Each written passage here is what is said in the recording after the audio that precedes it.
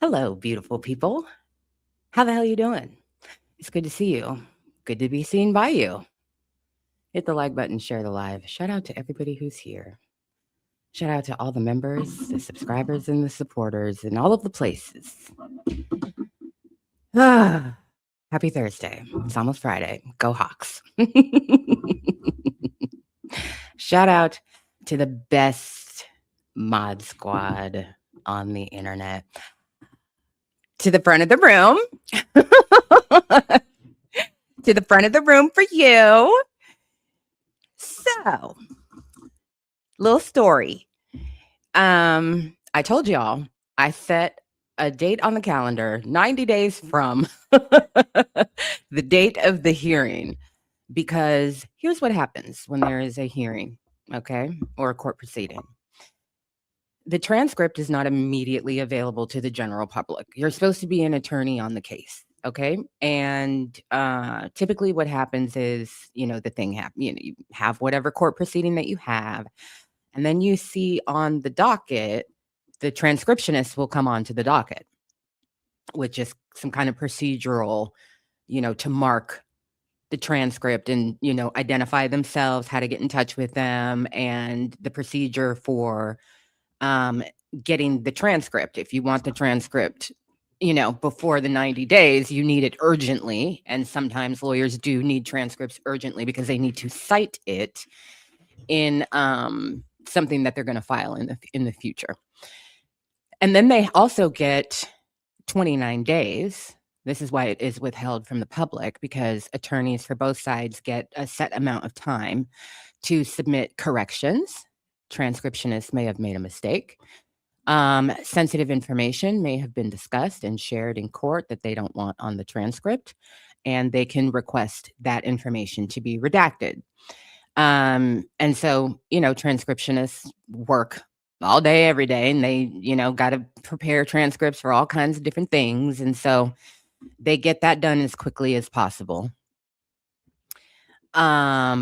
But the rest of us got to wait 90 days. Well, I watch all the dockets. I don't give you all the updates because they're boring, but I watch all the dockets. So I watched yesterday. The transcriptionist came onto the docket. Here's the transcript. I said, ooh, or 2 days ago, whatever it was. But immediately I started seeing lawyers like, I'm going to need that. I'm going to need that. I'm going to need that. I'm going to need that. It was quite a few requests for basically an instant transcript.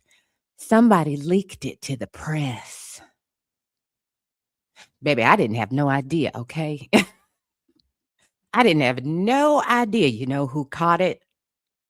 Fateless over there cackling in glee. Fateless said, oh my God, the transcript is on a Minnesota news website. And Fateless snatched it for us, put it in our little secret Discord channel. I didn't even see it. I'm tapping in at the end of the day. I'm spent. I spent all day. This place is still not moved into, okay? And it's becoming a problem. So I spent hours. By the time I dropped into bed, I'm scrolling through the Discord. I see Alex and Fateless having a conversation about when are transcripts supposed to be available. I weigh in on that, just like the procedure, everything that I just said to y'all. Right. And then I'm just like, but then I hear that then they start talking about Christmas. Christmas done come early, and aren't you excited? And da-da-da-da-da. I'm like, what they talking about? I scroll up, I see the transcript. I said, oh my God. What? What? So yeah, somebody leaked the transcript to the press, and we all get to benefit from that. Yeah, we do. How y'all doing? Good to see you. Hit the like button, share the live. Before we get to that, I have something else exciting that I want to share with y'all, okay? Are we ready? SAUSA Junior was just here, and I just got my Christmas present.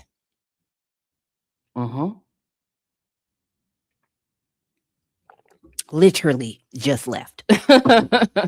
I just got my Christmas present, okay? And I'm going to share it with y'all because, you'll know why. it's pretty obvious. But let me set the stage. Absent Junior asked me, "What do you want for Christmas?" I was like, "Boy, nothing, nothing, nothing, nothing. I'm good." And then I said, Actually, wait, hold on. You remember that channel theme song that you made?" I said, "Yeah, yeah." I said, "I was wondering if maybe we could revisit that.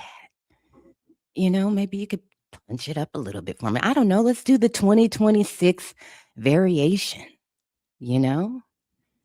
He said, "Absolutely. We can do that. Yes, yes, I can make that happen." Y'all ready to hear it? Y'all ready? Okay, you let me know what you think, because I know y'all like the intro song. I like the intro song too, but I was ready for something different. Okay. Now I want you to be honest. Be honest. But I think you're gonna like it because I think it's fire. Oh my God, it's a fire.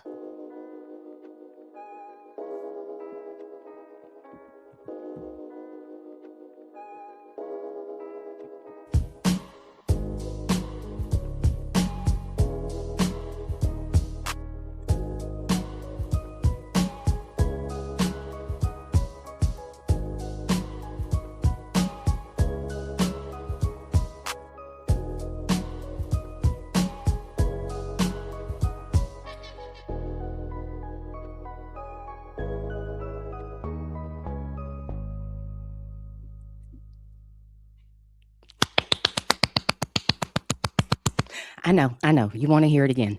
I want to hear it again too.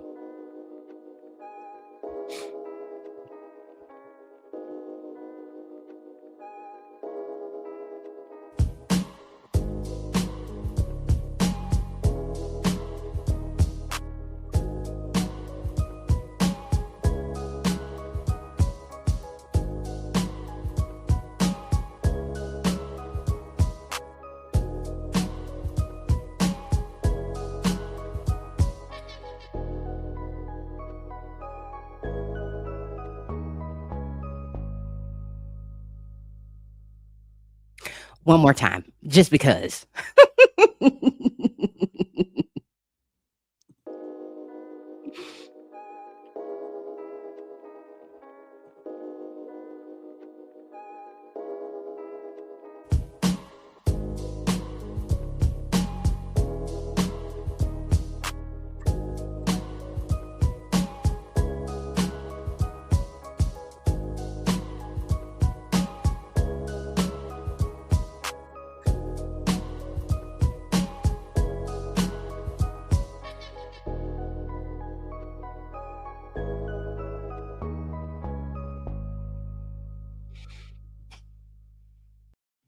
That boy good.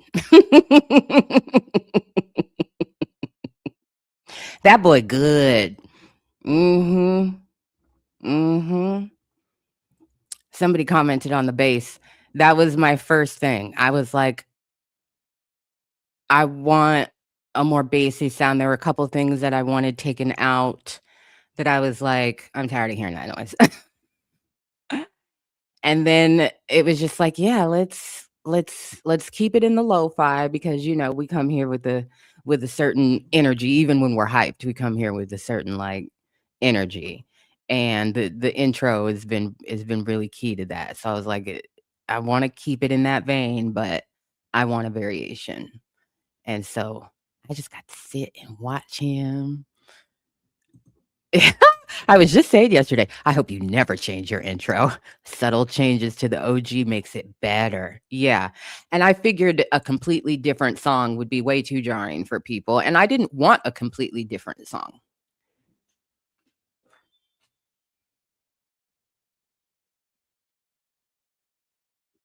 Hold on a second, people.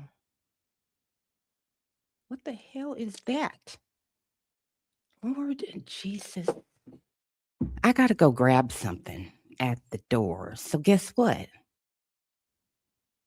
You're going to listen to it a couple more times, okay? I'll be right back.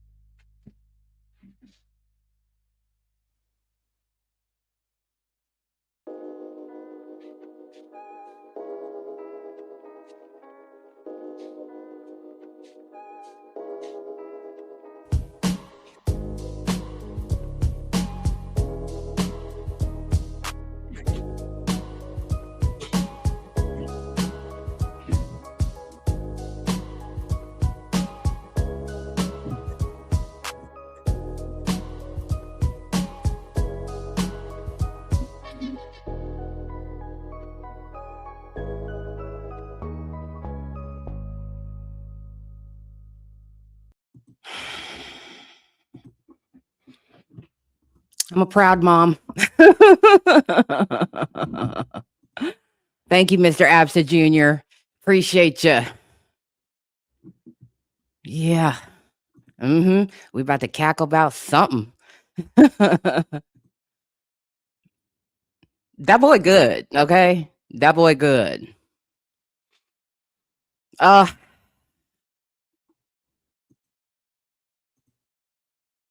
I think it is a perfect, like when when you hear something, you're like, that's it. I started laughing. I was like, that is fucking fire, sir.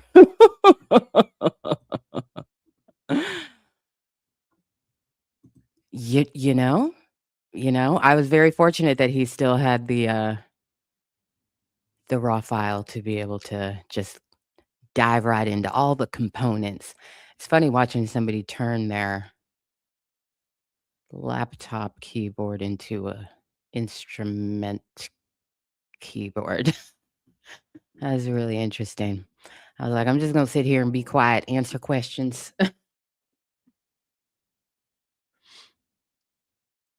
Answer questions when he asks me. Say, "Ooh, I like that. Ooh, I don't like that." That boy good.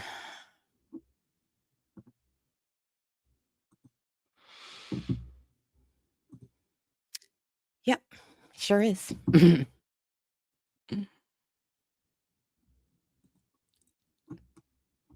Yeah, he sat right back there. He was sitting right there on that couch, feet kicked up, turned that laptop into a couple different instruments. I said, "Yeah." So I need to edit the visual aspect of the new intro, but I think it's fine. So it actually is Christmas. So I got my Christmas present, and so did y'all. Let me catch my breath. Good Lord. I had literally just gotten something to my door as I was getting ready to go live, down the stairs, up the stairs, went live, something else to the door, and somebody is aggressively roaming my street, stealing people's things. So couldn't leave it out there. So thank you for letting me step away for a second and grab that.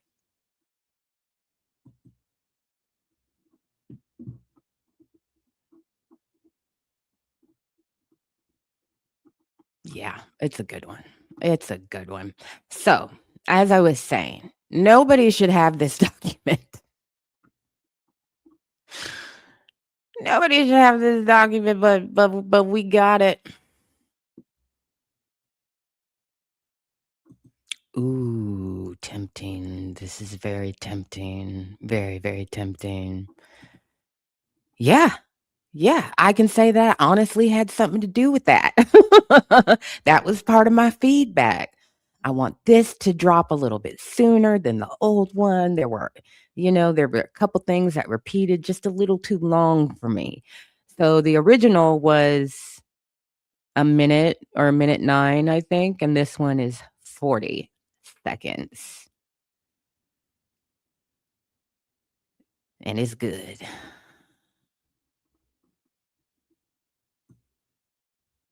So good. I'm glad. I'm glad. I think he did a marvelous job, and I'm in love with it. And it's like a trigger. You know what I mean? It's like a trigger phrase. It just kind of and that's what the intro has done for me. It definitely cues something in my brain every time I sit down here versus just, you know, a meeting or something like that. But that music definitely intro music definitely has some aspect of an effect on me. Lock me in. He also, speaking of lock, I told him all about the airlock. I said, I think I need your help with some audio and some sounds for my airlock because somebody done claimed copyright protection. So he gave me some things and I got to work on that too. I said, oh, this is fun. This is fun.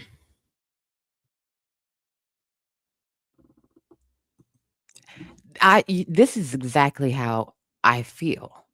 If I didn't tell you that it was shorter, you might not necessarily notice that, and it comes to a beautiful conclusion. I was just like, this boy good. Uh, this boy real good. So yeah, we've got some things cooking, which is very helpful because it's the other thing that I realized is, oh, this is invigorating. It's always good to get an injection of energy for a thing that you do every single day, no matter how much you enjoy it. So, but yes, I said last night, I said, "Are we gonna have a live today to talk about this transcript that we're not supposed to have?" But everybody else got it. So again, shout out to Fateless, Eagle-Eyed Fateless, who saw this and said, "Why wait 90 days? We can have the happy now." So here's the thing that I've noticed. The person who claimed copyright protection on the airlock does not own, has no right, no exclusive special right to the particular sound in the airlock. This is just a regular, degular person, because I went to their channel and looked. So this is just a regular, degular person who is making their content and what have you, and they have a piece of content that they have monetized that has the Jet 2 airlock in it. And that asshole, one day you gonna get caught by a corporation. That asshole is swiping at people for also using the Jet 2 airlock on a monetized video. I said, okay.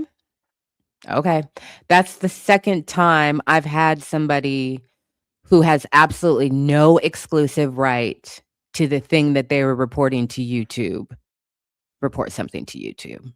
You're just a regular, degular person. You used the sound too. So they gonna get you one day. They gonna get you one day. That's why you haven't heard it, because I have to re-edit it and so on and so forth. So I said, okay.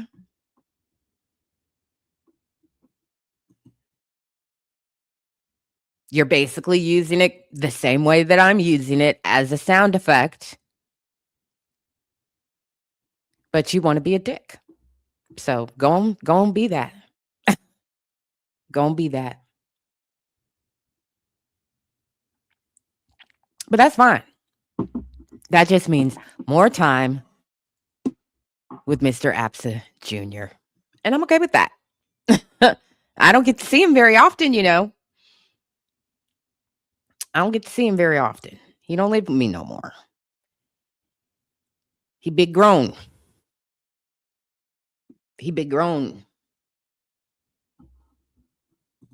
It's just the Jet 2. Yep, it's just the Jet 2. So I was like, I don't have time for that. I legitimately don't have time for that. It's not a fight that I want to fight. I don't care. I've just moved on. Okay, so we got a limited amount of time, so I'm gonna clip into this right here. Okay. So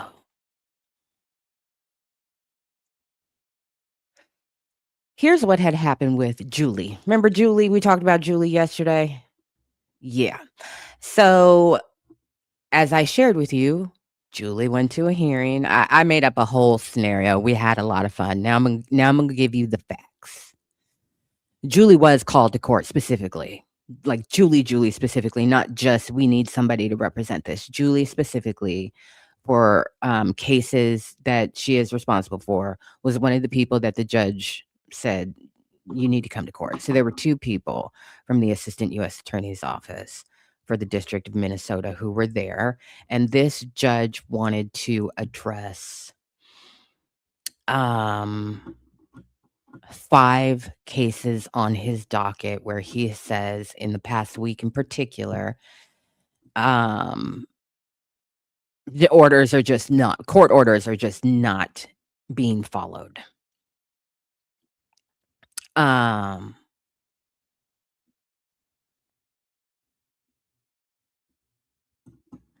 so I'm gonna skip around through this, but we gonna get to it, okay?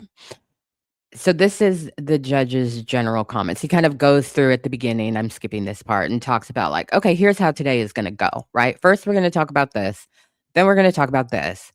Then Julie, I'd like to hear from you on what you have to say. That's the part that we wanna get to. Right, right. And then he also said that he had some questions for the government. That may be interesting as well. But I do think that, and I skimmed the first couple pages because I know that the good stuff, thanks to Fateless, isn't until later in the document. So I was like, well, let me see how it starts. And that gave me the context of she specifically was ordered to court. And this is about 5 cases where orders have not been followed. As I hope everybody here agrees and acknowledges that a court order is not advisory and it is not conditional. It is not something that any agency can treat as optional while it decides how or whether to comply with the court order. The authority exercised by the court is derived from Article 3 of the Constitution, and it is not by dint of the parties' agreement with the ruling itself. That authority under Article 3 only has meaning if the court orders are obeyed, adhered to promptly, fully, and in good faith. That obligation matters most where liberty is at stake. Detention without lawful authority is not just a technical defect, it is a constitutional injury that unfairly falls on the heads of those who have done nothing wrong to justify it.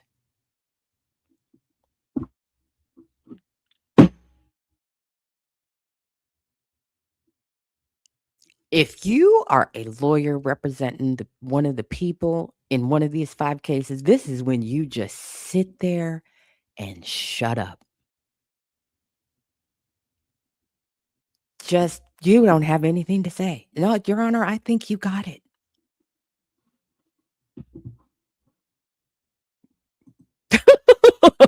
Good morning, everyone. Getting right to it. This shit is not a suggestion.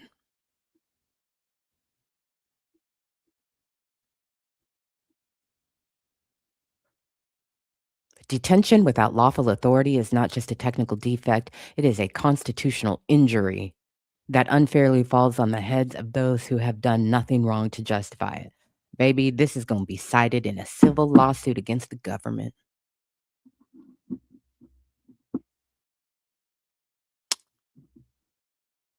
Oh, Jesus. Okay, let me pull myself together. The individuals affected are people. The overwhelming majority of the hundreds seen by this court have been found to be lawfully present as of now in the country.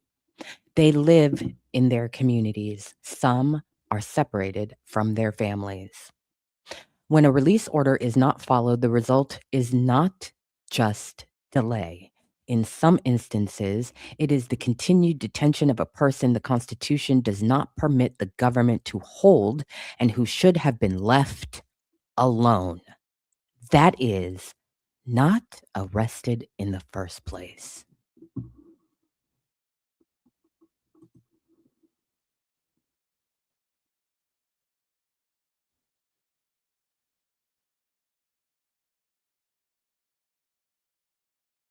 That is stunning. It is the continued detention of a person the Constitution does not permit the government to hold and who should have been left alone.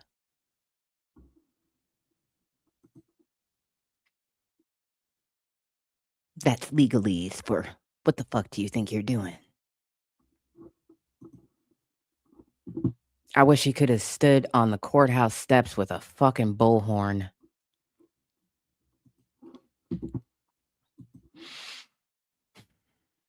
You all, that is, the respondents, represent the United States. That carries obligations with it. The DOJ, the DHS, and ICE are not above the law. They do wield extraordinary power, and that power has to exist within constitutional limits.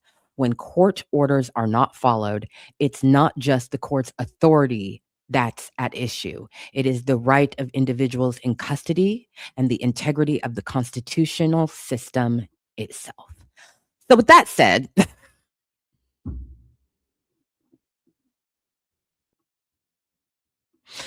I want to respond to the submissions that I just received from Julie and her homegirl, and I received them just under 2 hours ago, but I want to address certain points with respect to those directly. The government makes the point that some of the attorneys currently are under extraordinary strain, and you are obviously telling that to this court, understanding that the operation that explains this process is not an operation that is driven by the federal courts. He said, "You motherfuckers did this. Don't start none, won't be none. How you gonna tell me you can't lift it when you said add 20 more on both sides?"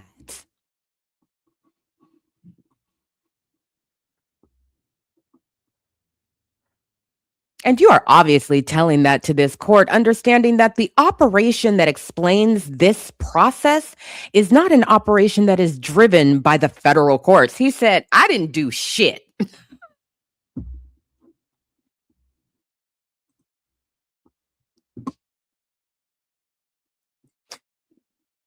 I didn't do this shit. You did this shit. I didn't do this shit."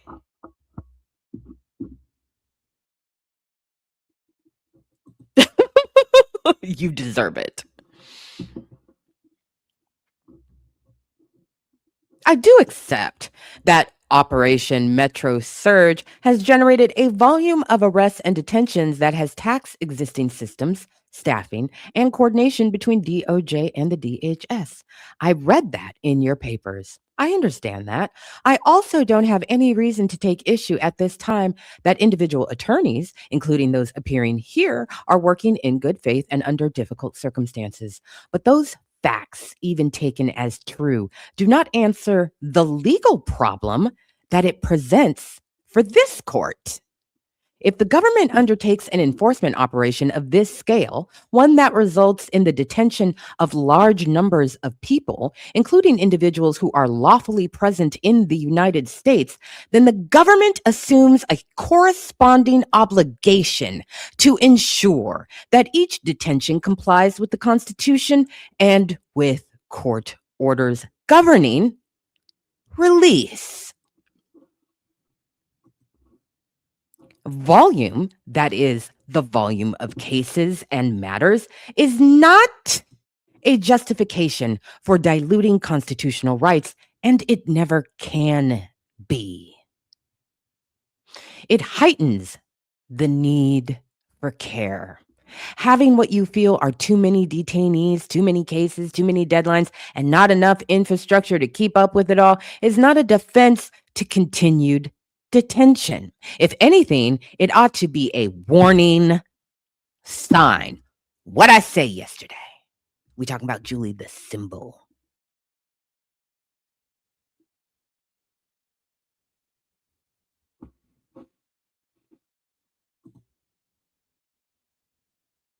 I know this judge was like, "I'm about to get this Gloria.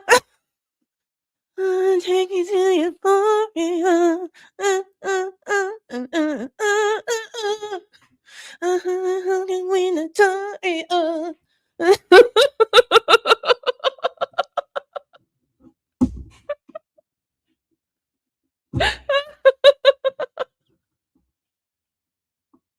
That judge said, "Bet, bet."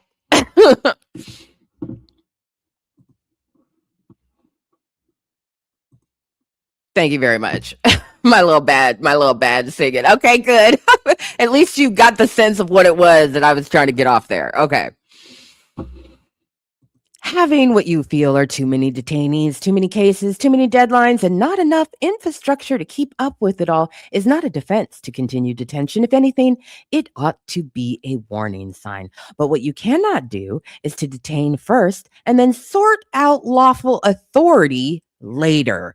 Continued detention is not lawful just because compliance with release orders is administratively difficult or because an operation has expanded beyond the government's capacity to execute it lawfully.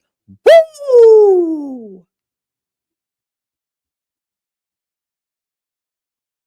Continued detention is not lawful just because compliance with release orders is administratively difficult or because an operation has expanded beyond the government's capacity to execute it lawfully.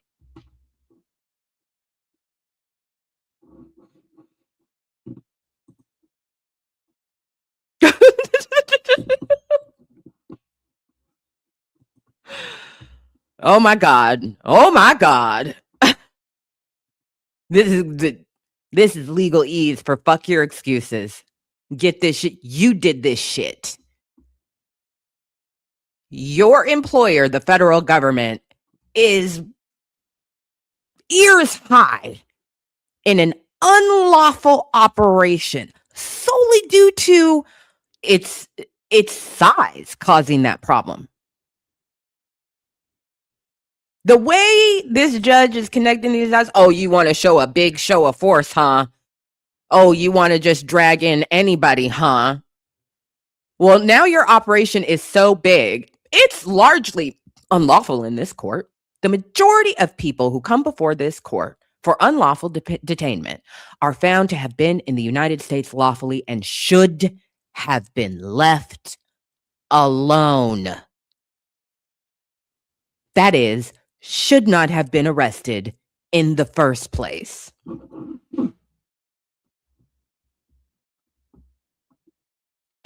Oh, man, I don't think I'm going to get through this as quickly as I had hoped.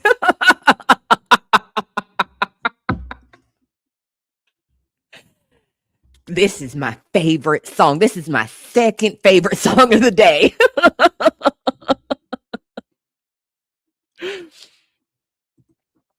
You literally can't do this legally, which is why you are crying in my courtroom today.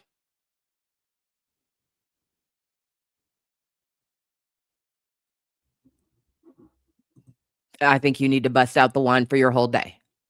And I love you.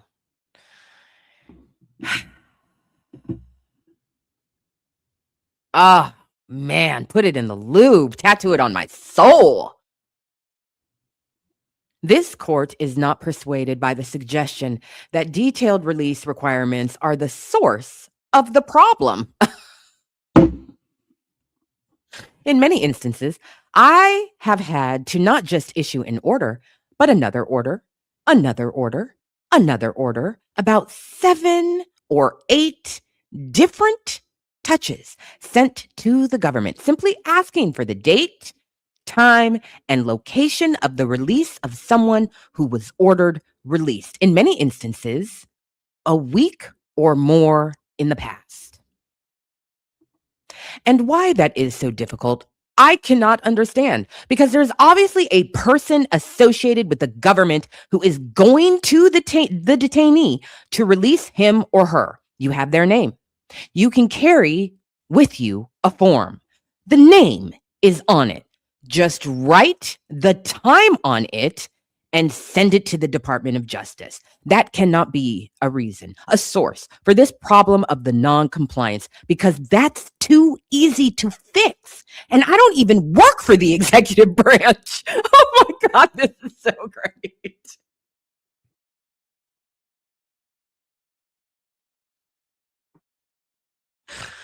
Oh my God. I mean, I think this is about it because he's responding to their papers, what they argued on paper. That's what he's responding to. So he's responding to their words.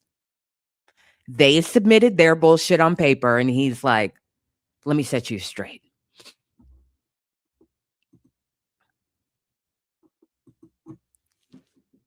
It's great. And aren't we all? Man's fed up. This is incredible. This is just incredible. I'm going to read that again because it's just so good. This is only our second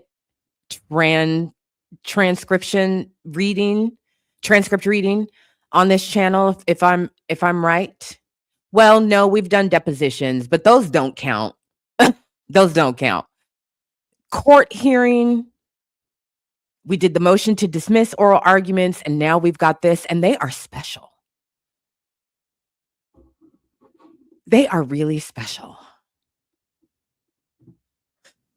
And why that is so difficult, I cannot understand, because there's obviously a person associated with the government who is going to the detainee to release him or her. You have their name. You can carry with you a form. The name is on it. Just write the time on it and send it to the DOJ. That cannot be a reason, a source for this problem of the non-compliance, because that's too easy to fix. And I don't even work for the executive branch. I want to go back to high school debate.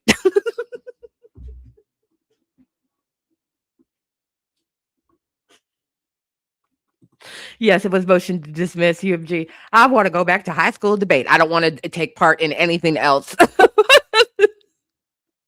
If you know, you know, I want to go back. I want to go back. I got 8 minutes to give a convincing whatever.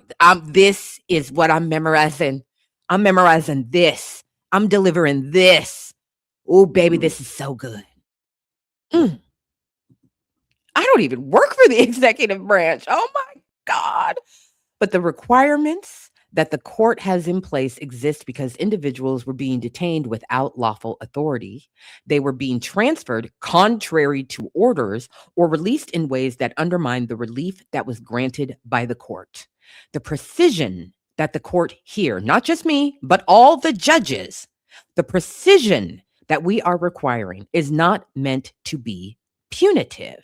It's remedial in nature. So to be clear, this hearing is really not about trying to find ways to punish individual lawyers or second-guessing good faith efforts. It's about institutional compliance.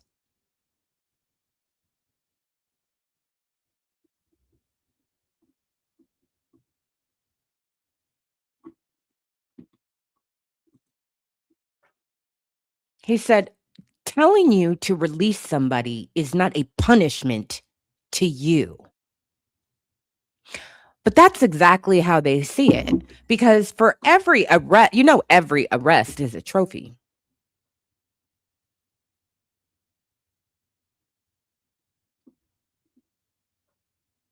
They put a notch on their belt. They're in competition in chats. Sometimes there are bonuses attached with how many people you arrest in a day. So it feels punitive. It feels like punishment when a court says, well, this person is here legally and you arrested them unlawfully and they need to be released unconditionally.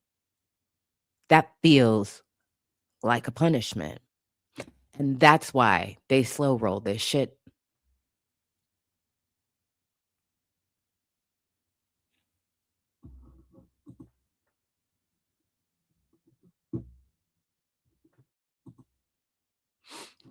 Singed hairs for sure. So, Miss Voss, I don't take it at all that it's the government's position that Operation Metro Surge has outpaced the government's ability to lawfully process detentions and comply with judicial oversight. That's not the government's position, is it, Miss Voss? No, certainly not, Your Honor. The court, right. And does the DOJ feel that just because it has or needs resources to process all of the claims and comply with court orders, that this is a reason for the court to be relaxing constitutional requirements, Miss Voss. No, certainly not, Your Honor. The court. So I do take compliance seriously. And as the government well knows, you may be seated. If you don't comply with the court's orders, you've essentially painted the court into a corner because what are we supposed to do?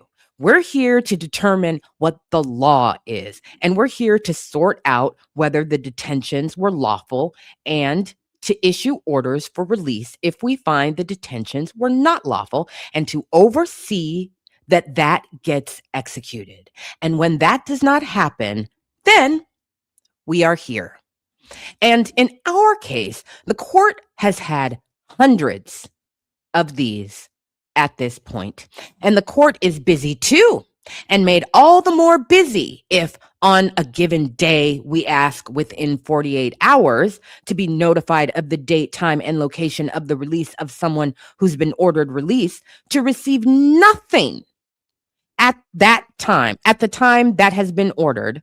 Send a follow-up and receive nothing, send another follow-up order, and then receive a response that doesn't answer all three things.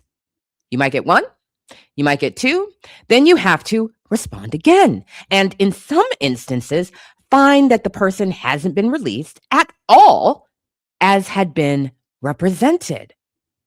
And all this really means is that what should be a straightforward order, we have heard the arguments. We have found the detention to have not been lawful under the circumstances. Person should be released. We find just repeatedly that that's not enough. It takes repeat after follow-up with the government. And we'll see some of those in just a moment when we go through the matters. So I'm going to stop there just by way of background and follow up on the responses I received from Miss Lee and Miss Voss. And if you want to come up to the podium, Miss Lee.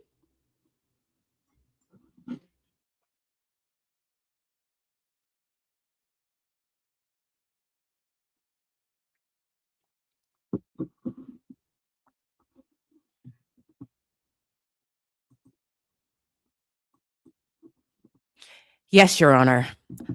The court.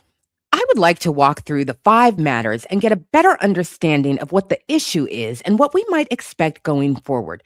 So if we could start with Segundo.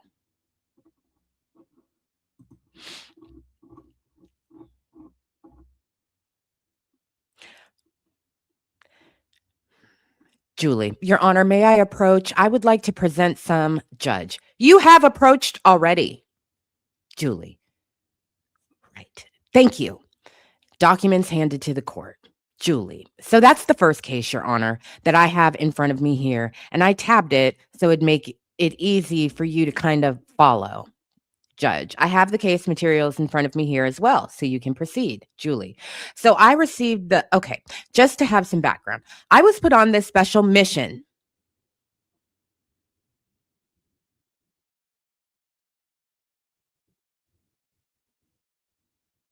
Julie, when I tell you that you are just, I have tried so hard.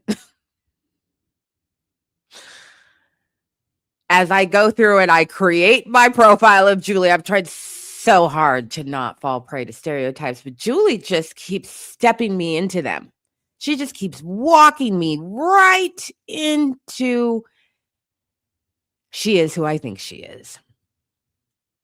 I was put on this special mission to help with the U.S. Attorney's Office with all these habeas claims that they have received. They are overwhelmed and they need help. So I have to say, stupidly enough, to volunteer. I start with the agency on January the 5th. I told y'all she ain't in the office chat.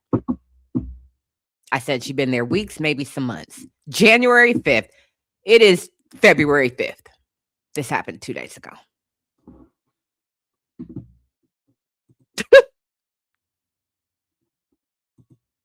Baby.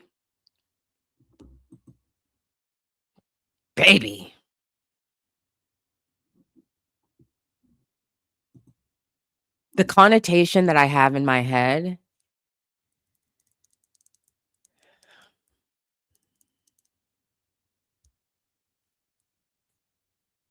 has to do with her parents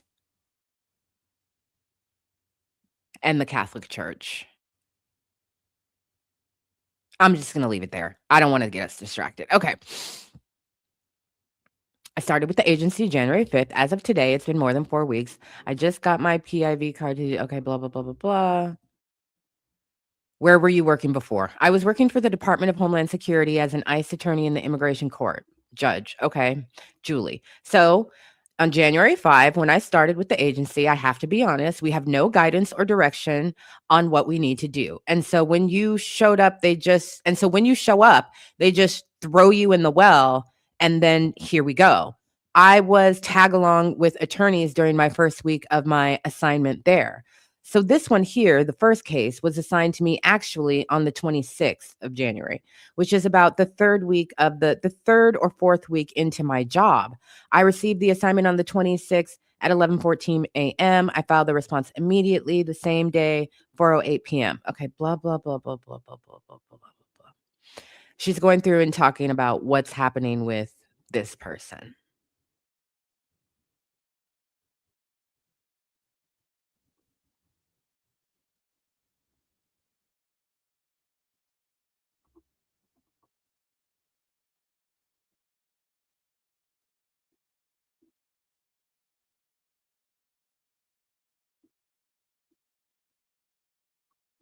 I'm going to scroll because she's getting into a bunch of stuff that we're not necessarily going to understand in context. Bunch of times and dates and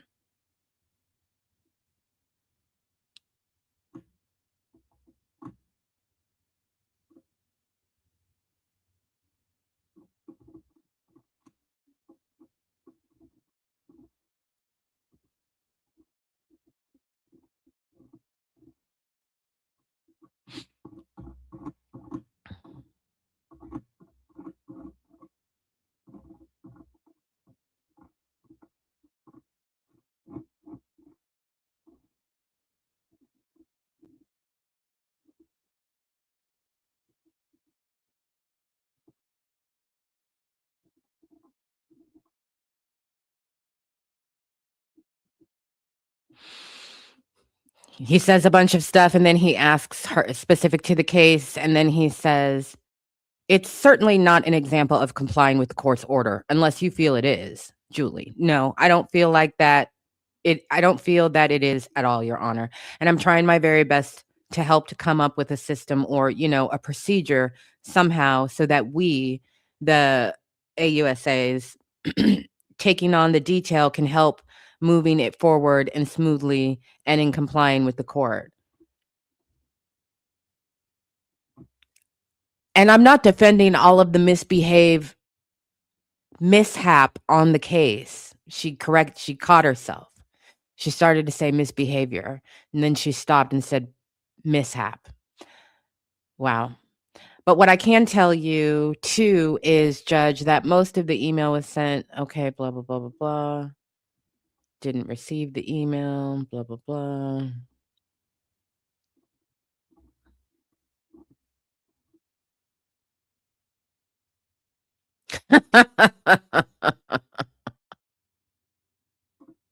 This is Julie again. Talking about another case. If you will flip to the last page, during my first week, I don't want to say the number, but that's how many hours I put into this work because I did not know what I was expected to do. On the second week, the number increased almost double, Your Honor, Judge. So are you telling the court that you were brought in brand new, a shiny, brand new penny into this role, and you received no proper orientation or training on what you were supposed to do? Julie, I have to say yes to that question, Your Honor. Judge, right. All right. Proceed. Julie, I slowly figured out what it is that needed and what the requirement that we need to do for the full lifetime of a habeas from the start of the petitions when we receive it until the end. She didn't even know.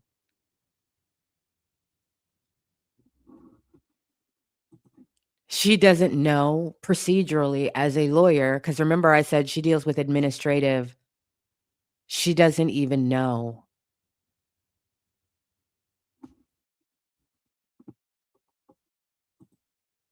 She doesn't even know.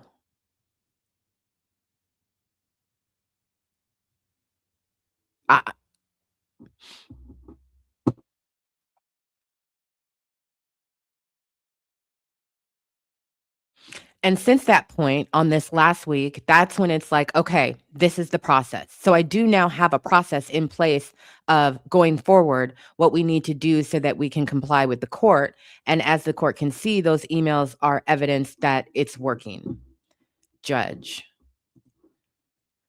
So is then each attorney within your office making up his or her own process?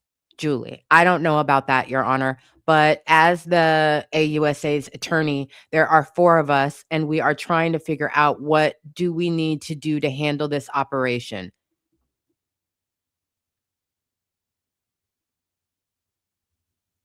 4.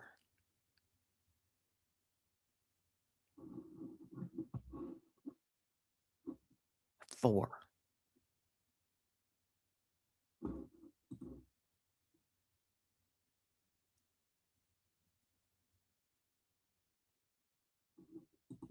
"14 and support staff have quit in the last 4 weeks.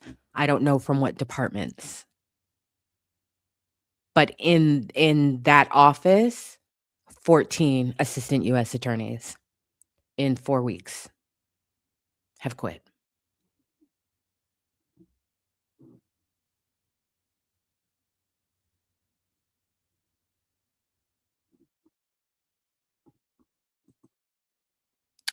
I mean, I think she's doing okay so far on the professionalism.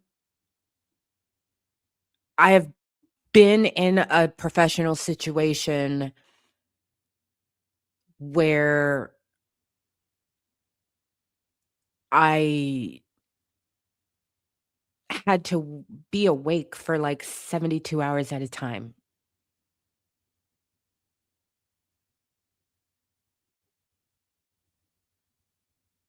And I couldn't talk well. And it was just accepted. If you got the gist, that was good enough. But my sentences, by the end of day 3, I knew that I could not connect the brain to the mouth anymore. I was damn near talking backwards sentences at times. It was just all, so Imma lay it on that. We know she asked to be arrested so she could sleep. So Imma put it on that.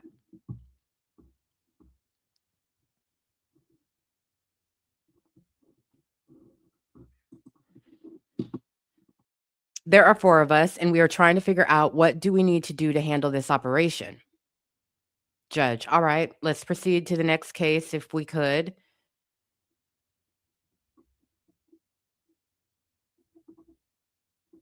Okay.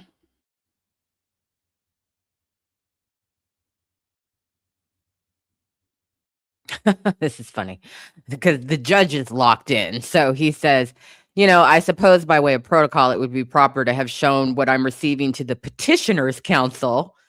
So if you would hand that to them, do you have a copy?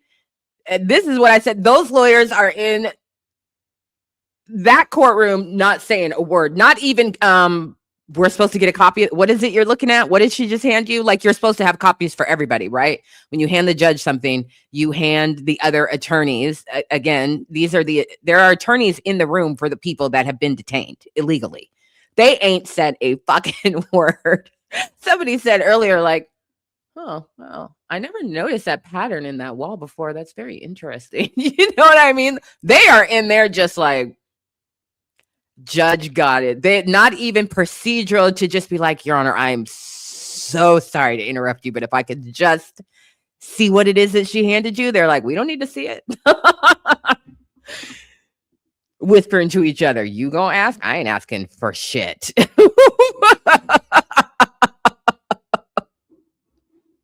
I'm not asking for shit. I'm just after the judge's opening written remarks, if I were in that courtroom, the only thing I would be thinking about is I am gonna cite the living fuck out of the transcript for this.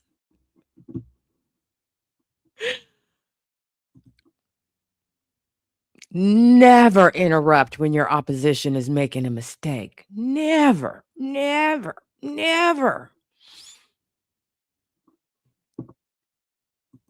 Mm, mm, mm. You wait until he's about to gavel and close the hearing. That's when you be like, "Oh, I'm so sorry, Your Honor," because everything has been done.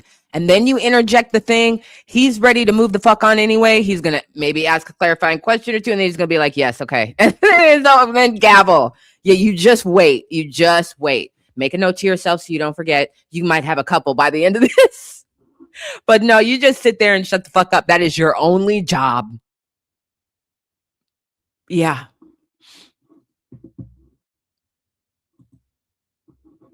I'm not asking the judge for a fucking thing. So he asked, "Do you have copies for everybody?" And she says, "No, I have not redacted all the information, but these are the emails and correspondence that I worked on the case and blah, blah, blah, blah, blah." And so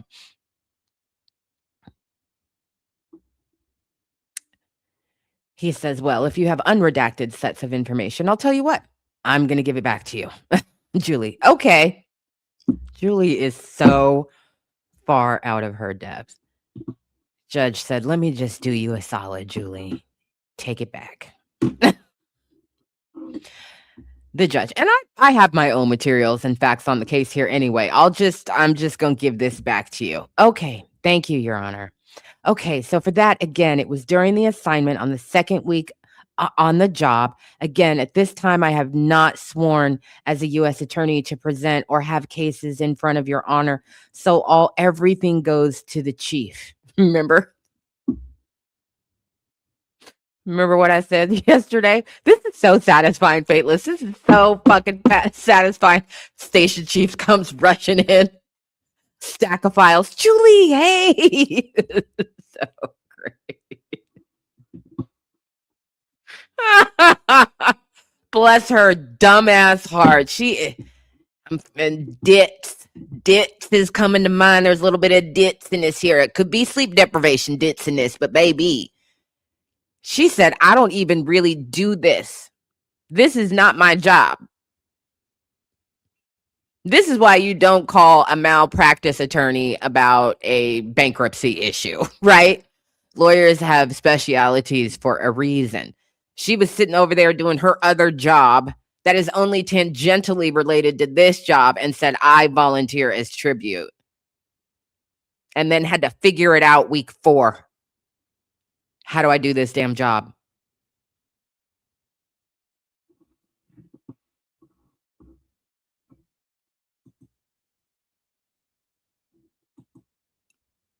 Type vibes.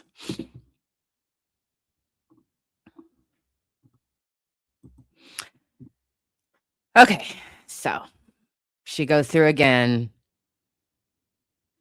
On the 17th, 3 days after I file my response, I receive Your Honor, Your Honor, at around 10-ish, 10:12 a.m. Judge, let me stop you there. Julie, yes. Judge, because that January 17th date is in my timeline. Also, this petitioner that I refer to as Oscar here was, again, a petitioner who had no criminal history that warranted mandatory custody, and he was apprehended by ICE on January 10th of 2026. On January 15, there was an order from this court that he had been ordered released, and respondent shall confirm the date, time, and location of petitioner's release within 48 hours from the date of this order on the 15th. January 17th, which was the date you were referring to, is when you first, Miss Lee, received the order. Judge, received the order because it didn't get to you within your office. Julie, yes. Judge, there was no 48-hour update that was filed on the 17th. And then on the 19th, 2 days after that, the court writes again. Respondents were ordered to immediately release petitioner from custody in Minnesota and to confirm the time, date, and location of release within 48 hours. That hadn't happened. And so then the court is saying that I wanted a letter no later than 3 p.m. on the 19th showing cause why you shouldn't be held in contempt for violating the court's order. Then, on the 19th, I'm told the petitioner was scheduled for return to Minnesota on a flight from El Paso on Tuesday, January 20th. and that he would be released upon his return. That was on the 19th of January. On the 20th, I write, because we'd received no notice that the release had taken place. Respondents state that petitioner is scheduled for return and release in Minnesota. Respondents must file an update by the end of the day on the 21st, is what I'd asked for, stating the status of the petitioner's release. Then we learn that on the 20th, when the release was supposed to have taken place, there was no release. Instead, we're told that counsel for ICE had represented to petitioner's counsel that the petitioner was currently on his route stop in Albuquerque, New Mexico, not El Paso, Texas, and is scheduled to arrive in St. Paul on Saturday, the 24th. And this is already been 9 days after this person has been ordered released and found to have been unlawfully detained in the first place. So 9 days later, he's still in custody, now being flown around from El Paso to Albuquerque, New Mexico. So the petitioner's counsel then files a motion for contempt because of the facts as I just stated them. On the 21st, I ordered then Miss Voss to file a written response. I'm sure she's had more than one day where she regrets how well I know her name, since most things end in, get a hold of Miss Voss.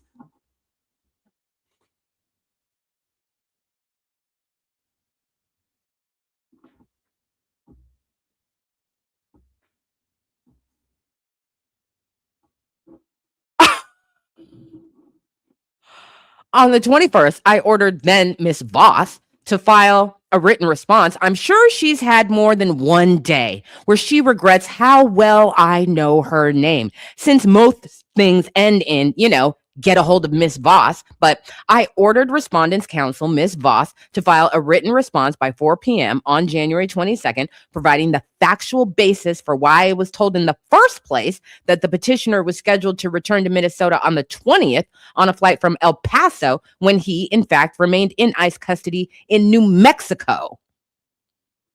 Ms. Voss responded on the 22nd, explaining the timing of when she learned the facts. And let me pause there to make another point kind of clear enough. I wholeheartedly embrace the notion of a unitary executive, as in DHS, ICE, the DOJ, all a part of the executive branch. And if there's a problem in the restaurant, I don't intend to go in the kitchen to try to figure out who makes the bread. And all of it is part of the executive branch. And so it is not an excuse to tell me you contacted ICE, because ICE is also a part of the unitary executive for accountability purposes. But in any event, on January 24th, there was no confirmation of release filed stating that he had been released on the 24th either, 9 days later. And in fact, he wasn't even returned on the 24th. So then, on January 26th, we're still at it. And again, I'm here referring to an order for release that was on January 15th. State the date, time, and location. This is the follow-up I'm still having to do because I still don't know. So then I hear from the government and order the government that the government on the 26th must file an update by 4 p.m. on the 27th of January confirming the date, time, and location of petitioner's motherfucking release. I added that part. On January 27th, I hear from you, Miss Lee, and I want to inform the court I've received confirmation regarding the petitioner's itinerary and confirm that petitioner will be transported back to Minnesota via a commercial flight today. However, due to safety concerns, you asked for an extension of time to provide an update on his release today prior to midnight. And at which point I granted the extension of time and asked that an update confirming the date, time, and location of the release be provided no later than 10 a.m. the next day on the 28th. 15th, ordered release. Now we're to January 28th, 13 days later, for someone who was not lawfully detained in the first place. So then, on the 28th, Ms. Voss requested a brief extension because they had not received the prior order until later in the day, which was an issue, I think, with the notice from my clerk's office with providing that notice. And so then the update, we wanted the updated response from the government by 8 p.m. on January 28th. On January 28th, I do not hear from you, Julie. He's saying Miss Lee. I'm saying Julie. at 9:17 p.m., I do hear from you, Julie, at 9:17 p.m., stating that petitioner was released on the 28th at 4:30 p.m. in Minnesota. I'd also asked for information about what the safety concerns were, and you don't have to say what those were. It's enough to say that I asked about the safety concerns then. I followed up in 2 other follow-ups from the court asking what were these safety concerns that explains this delay. And to this day, I've never gotten an answer despite the follow-ups with the court. And I've put that issue under seal, so it need not necessarily be discussed in open court, but I've gotten no responses at all for what the safety concern was. And, Miss Lee, am I right that for just Julie, you are correct on the dates and the time, and yes, da da da da da.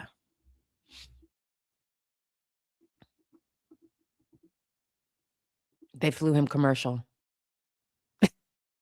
just to try and get him back as quickly as possible.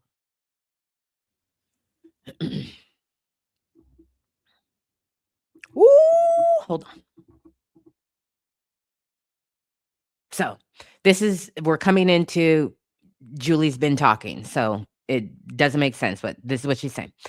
I asked for another commercial airline, and that's how he was on board the next day to landed here, Your Honor, Judge. But my question is, Julie, and I wanted to answer Judge. Miss Lee, please. Julie, yes. Judge.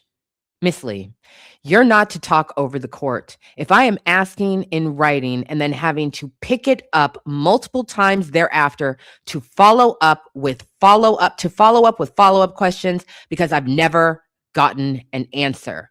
Why have you not to this day provided a written response as requested by the court as to what the safety concerns were?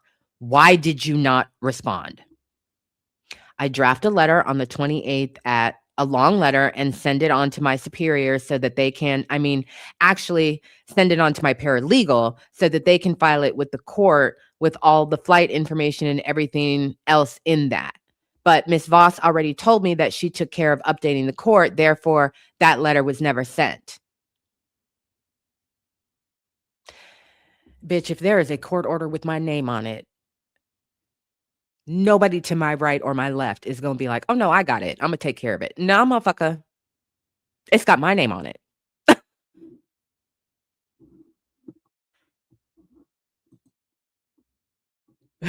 Danger, Will Robinson. Danger.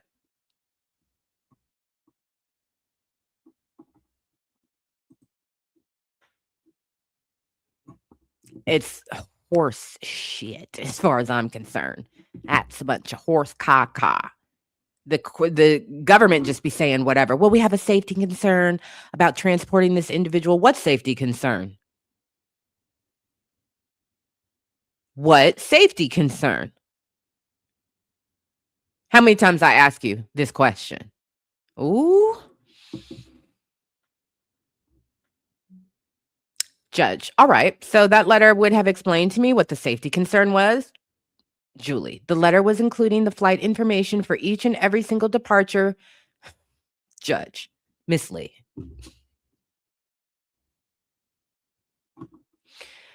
Julie. Your Honor, not Judge. Miss Lee, please. Miss Lee, please answer my question. Did the letter explain to me what the safety concern was, since that was my question? Julie. No, Judge. That's enough. That's enough. Julie. Thank you, Judge. Then you can go back to my other question, which was why, if somebody is ordered released on January 15th and they're not released for 13 days to January 28th based upon a purported safety concern, when the court asks what was the concern, why, after multiple requests, have you not responded to explain what the safety concern is, since a person unlawfully detained was kept in detention behind bars for 13 additional days and no explanation had been given? Why not a response? Julie. The reason that I did ask, and I was told if we provided all information, the protester will show up at the airport and the agent and the other people will be in dangers. Is this bitch an immigrant?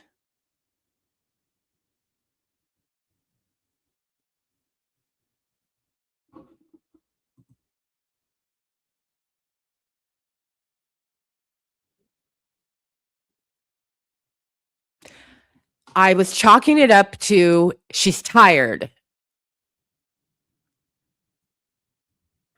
Now, I don't think English is her first language. Oh my God.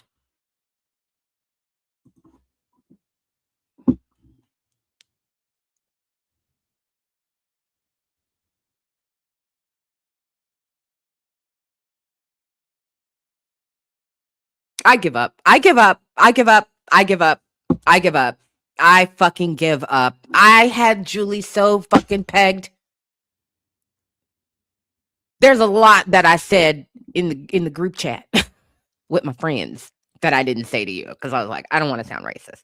But I built an entire profile in my head about Julie.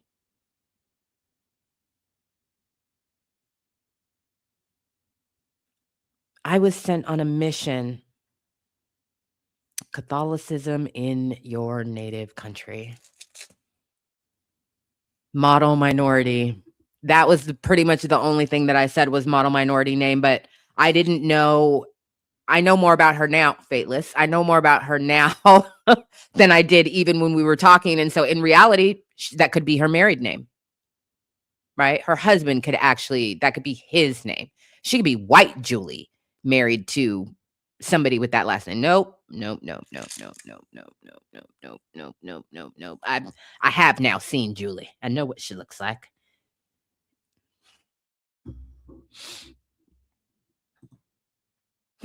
You poor thing. You poor thing. I've been waiting 20 hours for this moment.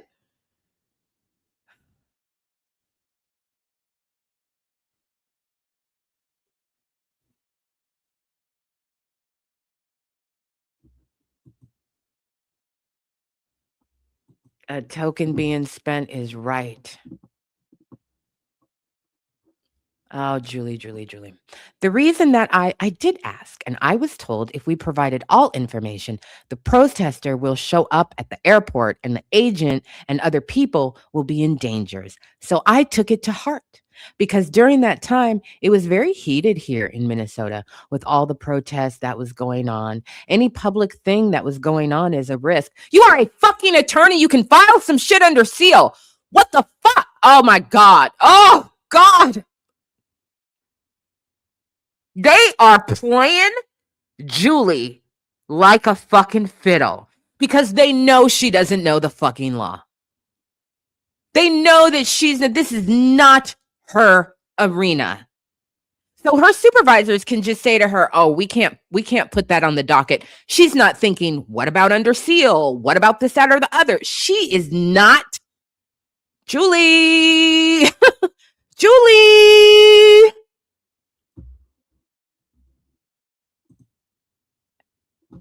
I volunteered for a special mission.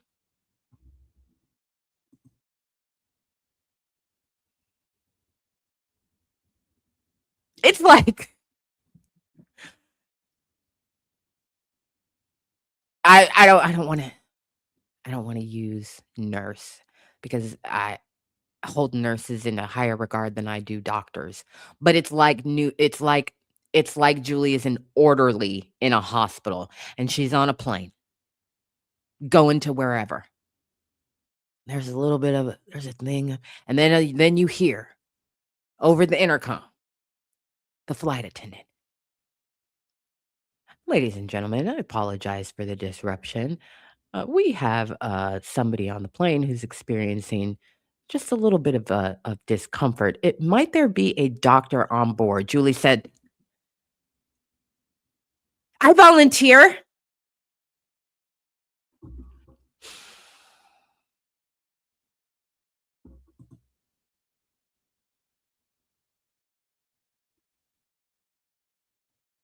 Now she's explaining why the patient died when she decided to cut their chest open. You don't know what the fuck you're doing.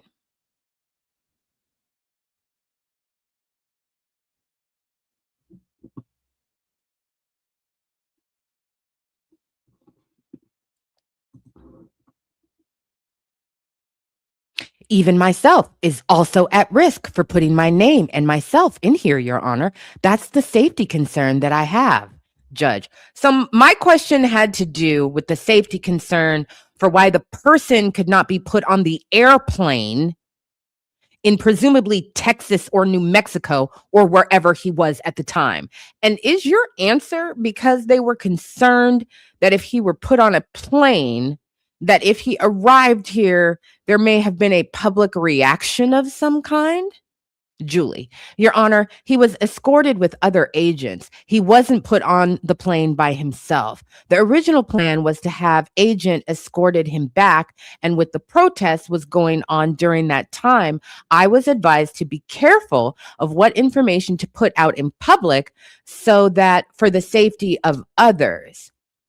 Judge, so I'm not altogether following since I was told that the safety concern was one the airline had raised. Julie, as for the airlines, I don't know why they denied his boarding and the agent boarding. I don't know that, but I know that they were denied. I have the tickets and I was going to present it to you with the tickets that it was bought for him and the agent, but they both were denied by the airline. Judge, and when the various persons are detained and then flown to El Paso or New Mexico, are they flown out of here on commercial airlines then?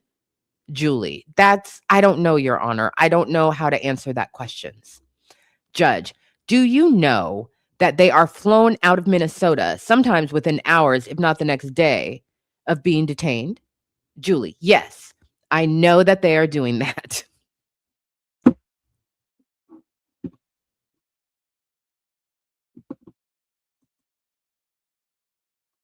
Like she got one right. Yes, I do know that they are doing that exactly. What the fuck does Julie know? That's like the judge is like, oh right, you don't know shit. Are you aware? Yes, I know that they are doing that, Judge. And do you feel there's anything wrong with taking hours or days to fly them out of Minnesota when they've been Julie? Oh yeah, definitely. Judge, just a minute. Let me finish my question. Julie, yes. Judge, do you feel there's anything wrong with taking hours or days to fly them out of Minnesota and then taking 13 days to return them when they've been found to have been unlawfully detained? Julie, Your Honor, I did ask the same question too. I have not got the answer.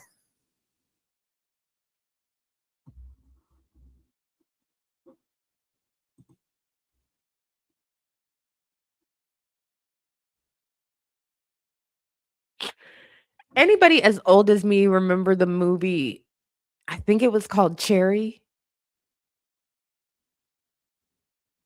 with the android girl. These are Cherry. That made me think of Cherry. Yes, I do know that. Like mannequin type vibes. Yeah, very much that happening here. Julie, how long have you been on the earth?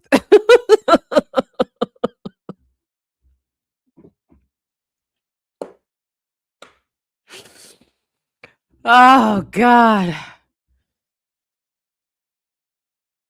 Hey, the lady's husband, Cherry 2000. Oh man, I watched that movie too many times. Also Mannequin. I also watched Mannequin way too many times. My little simple childlike brain, I was like, this movie is genius. It is a cult classic as far as I'm concerned. I stand on my childhood taste for movies. Um, Your Honor, I did ask the same question too. I have not got the answer, Judge. All right, let's talk about the next one, which is Jose.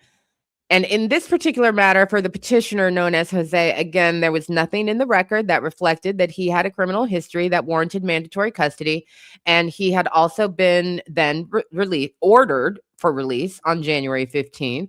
And there had been an order that there be an update filed with the court within 48 hours, just confirming date, time, and location of release, that he was not released at the 48-hour update. I received a notice on January 19th from a letter filed by Ms. Voss, and this is after, by the 19th, I had already put into place a show cause order since there had not been compliance with the court's order to verify date, time, location of release.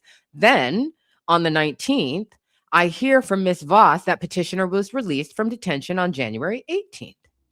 Now, the problem there, and I won't walk through all of the additional times I had to communicate with the government with respect to closing out the unconditional release ordered of Jose, but suffice it to say, the dates included January 22nd, January 30th, several of them on January 30th, because what I had learned was that in the case of Jose, who had been ordered to have been released without any conditions, I learned that the government had imposed conditions on his release that were not part of the court's order and that were not imposed based upon any consent agreement order from the court. Is that accurate? Julie, that is accurate, Your Honor. As long as she got two right. Judge, and then your office has to then engage in more efforts because those conditions have to be then struck because they weren't ordered by the court. Is that what you had to do then? Julie, I have to go back and pulling teeth to get things fixed. And it took a long time. For a long time, the ICE agency is work under the immigration court, and they have their own policy and procedures. To get my back home colleagues up to date, that federal court is not the same as how immigration courts operate. It took a long time and many order to show cause to explain and let them know, come on, if you guys don't fix it, I'm going to quit. And you are going to be dragging yourself into court. I have to say that too in front of that in order to get it fixed.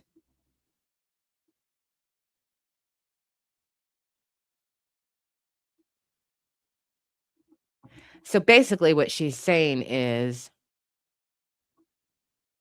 her back home colleagues who also volunteered as tribute, she's like, guys, this isn't the same as the job we had before. I could go to jail. I'm going to quit. And then you're going to have to go before the judge. She said, I had to threaten to quit for it to get fixed.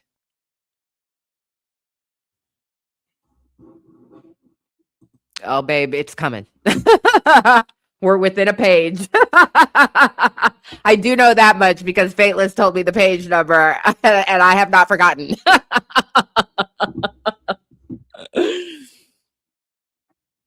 I did put in my resignation from the job too, but they couldn't find a replacement. Oh my God. So I gave them a specific time and to get it done. If they don't, then by all means, I'm going to walk out. And before I walk out, I was able to release another individual, a juvenile. That kind of like a step, like a barrier. Like, wait, Julie, stop. You need to go back and get more people out.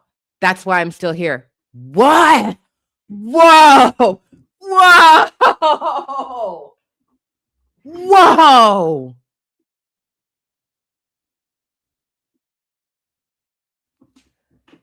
Okay, so she says she uses the word barrier because, again, English, second language, but what she's saying is she stopped herself.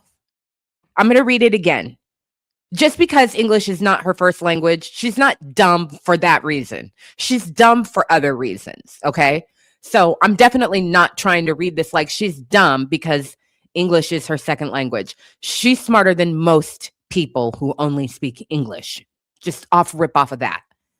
But keep in mind then that some of her words aren't going to be an exact translation. And this is why when you are working with or dealing with people for whom English is a second language, you have to listen harder. Okay? I did put in my resignation from the job too, but they couldn't find a replacement. So I gave them a specific time and then she pauses to get it done. If they don't, then by all means, I'm going to walk out. And before I walk out, I was able to release another individual, a juvenile. that kind of like a step, like a barrier, like, wait, Julie, stop. You need to go back and get more people out. That's why I'm still here. I am here just trying to make sure that the agency understand how important it is to comply with all the court orders, which they have not done in the past or currently. I am here as a bridge, as a liaison between the one that in jail, because if I walk out, sometimes I wish you would just hold me in contempt, Your Honor, so that I can have a full 24 hours of sleep. I work days and night just because people still in there. And yes, procedure in place right now sucks. I'm trying to fix it. As you can see, the email that I sent to you, it has been improving, a great improvement. And last night I had to stay up until 2:35 a.m. just to get this documents ready for you. I can't say it's a waste of my time, but I could have sent so many more email and get so many more people to get ready to be released. And I am here with you, Your Honor. What do you want me to do? Oh my God.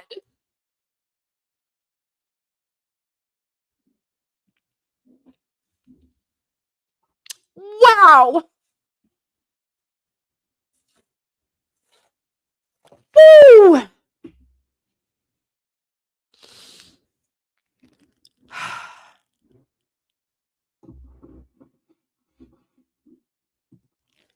Welcome to the membership level. Thank you for your support.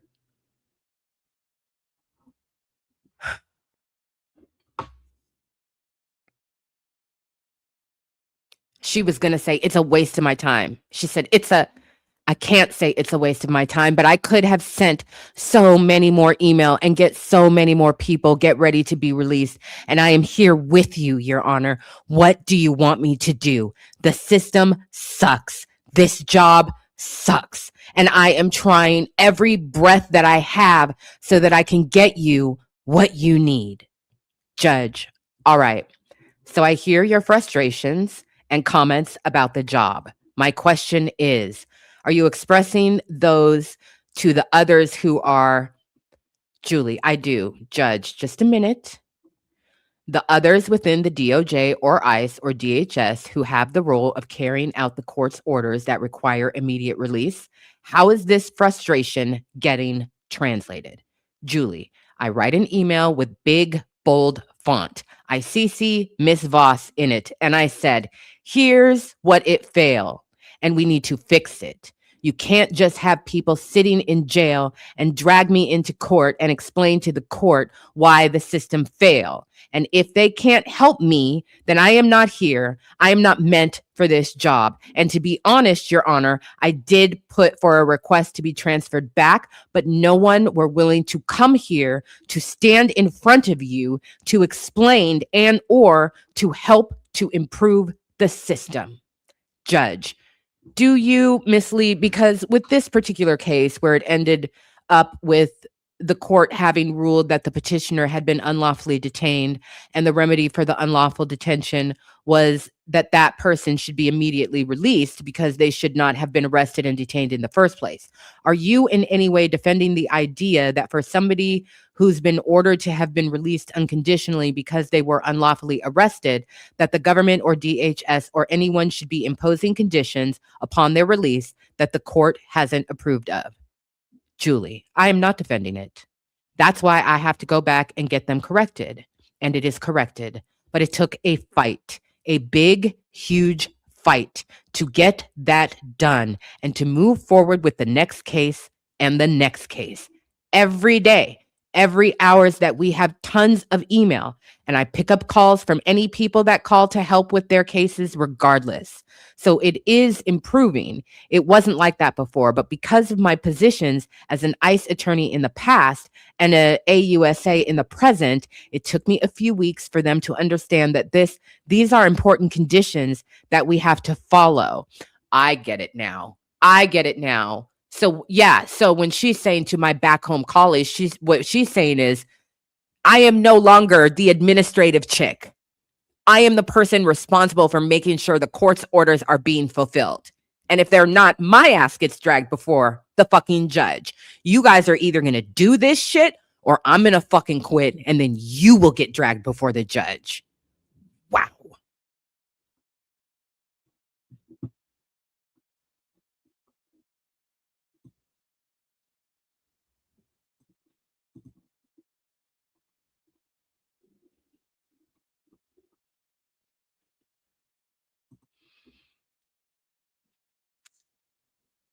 Julie is on her own ship.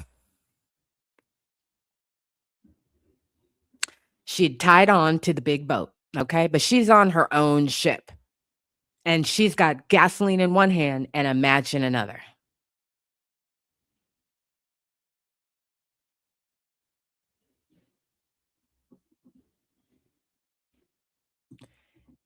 Me too. And here's the thing.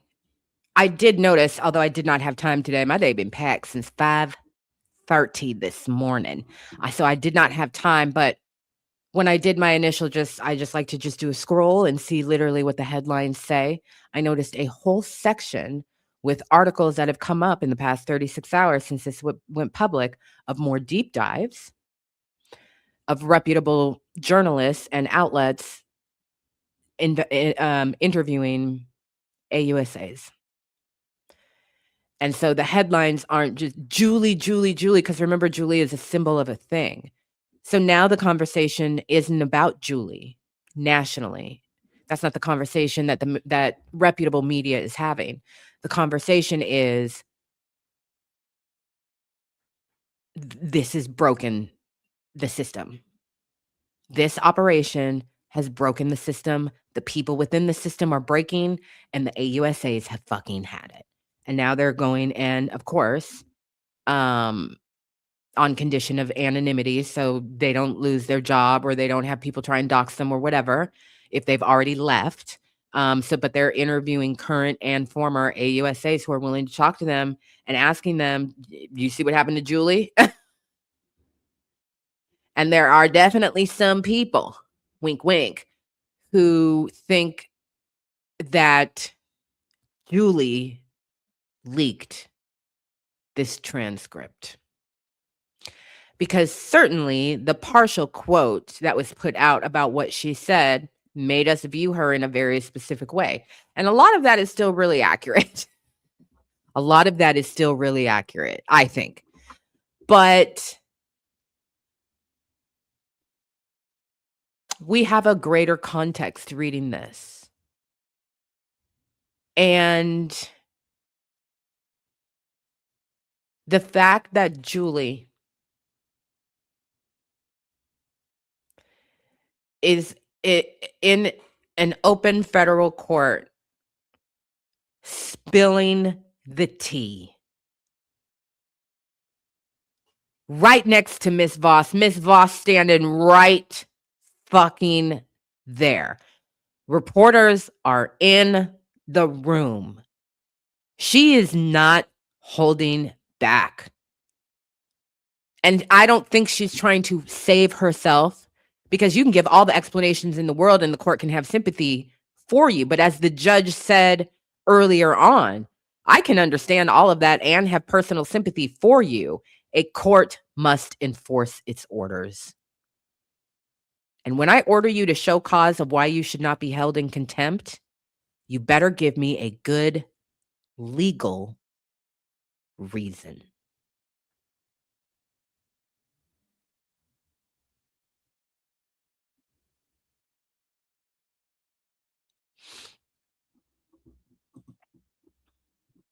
And this is why they yanked her off the job. Not just this job sucks, this system sucks. I mean, that was enough. But this is Julie said, I have fucking had it. And if I got to be the one to go to this hearing, I'm going to tell the judge everything. He asked her, how did you communicate this to your colleagues? She said, I wrote an email in bold words. Again, if you are an attorney in the room representing one of the people that is being illegally detained by the government, you're thinking, that's discovery. I'm going to need a copy of that. I'm going to need this whole chain of fucking communications going on about my client. It is jaw-dropping.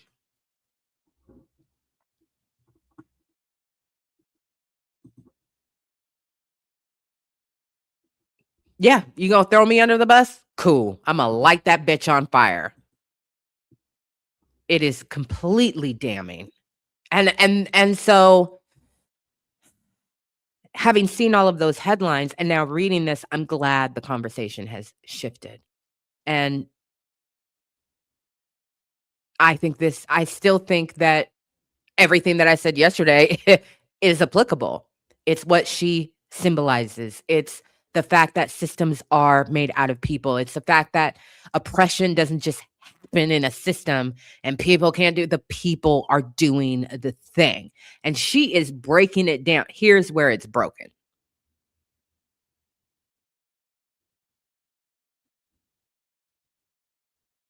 The fact that she damn near described it, and she pulled herself back, but she damn near said, these people are misbehaving when it comes to the court orders. And she has, in her written responses to the judge, he has picked up that, oh, you motherfuckers think these orders are punitive? You think this is a punishment? You think the specificity is optional? You think you can staple some shit to my order and add conditions? And she's like, no, I don't, Your Honor. I don't think you can do any of that shit. And that's why he's asking her, is it your position, you as you stand before me today, is it your position that they should be stapling some shit, your colleagues should be stapling shit to my orders and saying, actually, we're going to do it this way? She's like, oh, no, I'm not arguing that that's okay. It's not okay. Incredible. Incredible.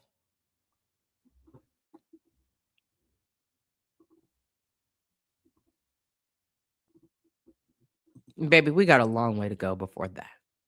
A long, long, long way to go.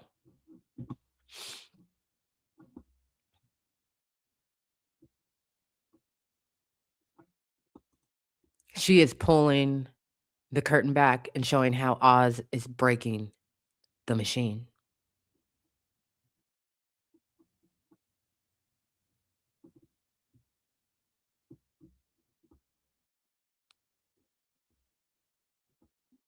Incredible. Truly breathtaking.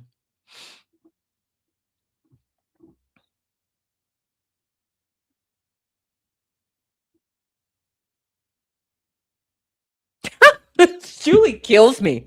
Julie fucking kills me. Okay. So it is improving. It wasn't like that before, but because of my positions as an ICE attorney in the past and as an AUSA in the present, it took me a few weeks for them to understand that these are important conditions that we have to follow. These are important things that we have to do. If not, I'm going to put their names on the briefs and then you can bring them into court. That's not just you threaten me, Your Honor. I always go back and threaten them. Judge, I want you to understand my goal in any of this is not to threaten you or anyone. What we really want is simply compliance, because on the other side of this is somebody who should not have been arrested in some instances in the first place, who is being held in jail or put in shackles for days, if not a week plus, after they've been ordered released. That's my concern, is for upholding the rule of law and the constitutional rights of all concerned. And so that's my concern. I'm interested in compliance and not so much in threats. And I'm just trying to figure out how to get it. And I know that the government has a concern about the growing number of requirements that the court puts in place upon release of individuals. That happens because of the things we learn. For example, if we say release the person immediately, then we learn that having transported him to El Paso or New Mexico, you don't bring him back. We learn that somebody is put out on the street with just the clothes on their back and have to figure out how to get back here when they should not have been arrested here in the first place, let alone flown halfway across the continent of North America and so now we have to address that. We have to now say, bring them back. And then we say, all right, so you brought them back. We can't have them released when it's minus 14 degrees outside. And so now we have to address that. Don't release them in the circumstances that might endanger their health or safety. And so once that's addressed, then we learn they've been released. But now conditions have been imposed that somebody who should not have been arrested in the first place is now being told you're going to be released if you wear an ankle monitor, which the court didn't order because the person was unlawfully detained in the first place. Then we have to go back and address that now. And I hear the concerns about all the energy that this is causing the DOJ to expend. But with respect, some of it is of your own making by not complying with the orders. Do you understand that, Julie? I do. And I share the same concern with you, Your Honor. I am not white, as you can see, and my family's at risk.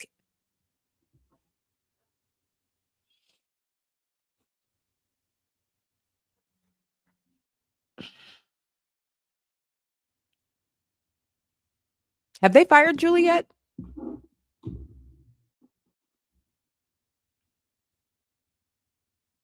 Judge, do you understand that? Julie, I do. And I share the same concern with you, Your Honor. I am not white, as you can see, and my family is at risk as any other people that might get picked up too. So I share the same concern, and I took that concern to heart. But again, fixing a system, a broken system, I don't have a magic button to do it. I don't have the power or the voice to do it. Oh, thank God. I knew she was hard-headed, but thank God. I only can do it within the ability and the capacity that I have. And every cases I touch, I give it 100%. Never in my mind that one petitioner is more than the others. They all important to me. So, but there are certain things that it takes 10 emails to get a release condition to be corrected. It take 2 escalation and a threat that I will walk out for that to be corrected. I took it to heart, and the agency is slowly seeing what the court are doing, and it takes time for them to learn the lesson too and abide and comply with the court. I and Ms. Voss here working days and night. Our email just never stops. And as you can see, I would love to undo all of this stuff because no one want to be in jail. And actually, honestly, being in jail a day to catch up with sleep is not bad right now with all the hours I have put into this job. Judge. Miss Lee, I appreciate your candor. There were 2 other cases here. I don't need to discuss them unless you want to take issue with the violations that the court found with respect to those 2 matters. Julie, no, Your Honor, but with respect to those, I figured out what the fail was. When I didn't know that I have to do all the status follow-ups when it's only like a small paragraph. That's to be honest. I thought it was, someone else's job. And then I figured out everybody is busy. So the one thing that I have asked my colleagues and I to do is when you send out for a release, now click a few more button on the email, do a follow-up, and then a reminder. And that way the email will go on top of, at that date and time, and then we can fix that issue going forward. That's what I can tell you. Judge. All right, Miss Lee, thank you. Julie, you're welcome. Judge, you can retake your seat. I have some questions for Ms. Voss. Julie, Your Honor, may I have that document that I gave you earlier back because it's not redacted? Judge, I think I gave them all back. Ms. Voss, I think we have them. Julie, all of them back? Okay, thank you. Judge, okay, thank you, Miss Lee. Julie, thank you. Judge, all right, Ms. Voss, here we are again.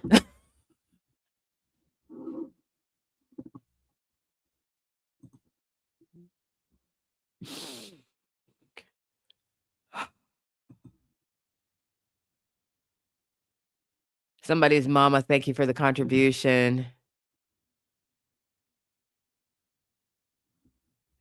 I hope Julie got the best sleep. The best sleep. We're on page 36 of 46. Do y'all want to keep going? Do you want to hear get some of the tea with his exchange with Ms. Voss, or do you want to stop here? It's totally up to you. Totally up to you. I'm fine either way. Okay. I have time. Okay.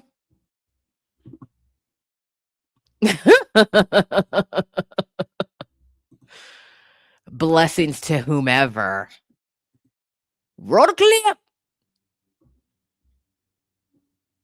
Baby said, I just got here, so if you would be so kind. Okay, but the replay gonna blow your mind.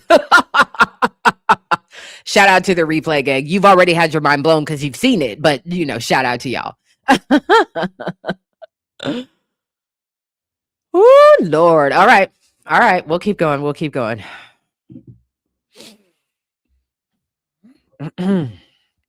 Take a sip of my coffee.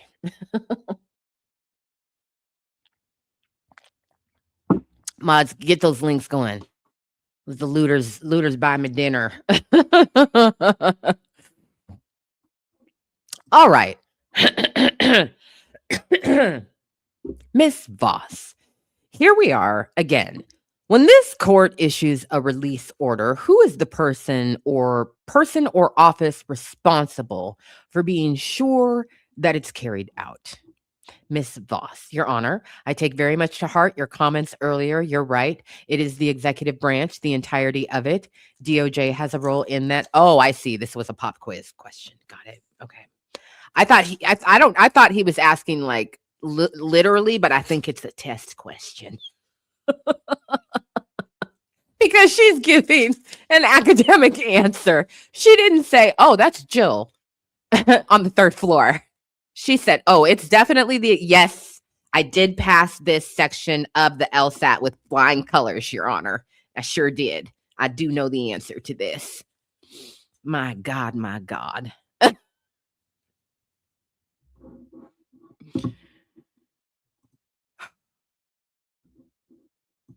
I'm going to be thinking about this. I'm kicking myself because I've been so busy that it didn't even occur to me that there are some people that I need to send this to so we can talk about it. I need them to read it. Be like, okay, follow up on Julie. Y'all read this. Let's talk about it. Oh, God. Whew. I mean, he's like, I need to figure out what I'm working with here. I need to figure out what I'm working with. You're right. It is the executive branch, the entirety of. I just love it when somebody tells a judge they're right. And the I take it to heart is just the strongest thing that an attorney can say to a judge. I take it to heart, Your Honor. I take very much to heart your comments earlier. You're right. It is the executive branch, the entirety of it. DOJ has a role in that. DHS has a role in that. And it's both. Judge, well, so within ICE, for example, is there a specific officer or unit, chain of command that's accountable for execution of judicial release orders? Ms. Voss, Your Honor, obviously the agency is broken up into components, you're right, and some are counsel components and some are operational components, and I don't think either of those is solely responsible. Both would have a role, but there is an operational person at the end of the line. You know what I was thinking to myself? Again, I haven't had time to actually read the news that I normally would throughout the day in detail, but some headlines that went by in the last 18 hours were that the Democrats had submitted a list of 10 things that they want to see happen with regard to ICE before they will vote for the spending bill. They have 13 days to figure it out, or DHS is going to shut down. And I thought to myself, is compliance with court orders on the fucking list? I don't know because I haven't had time to read anything, but that was the first thing I thought is, well, at least they went past, because first they were like, we have 3 demands. We want cameras. We want identification. I was like, I need a glass of wine. Fuck the Democrats. And now that list has expanded from 3 to 10 because I'm sure there were quite a few people who were like, 3 things. 3 things?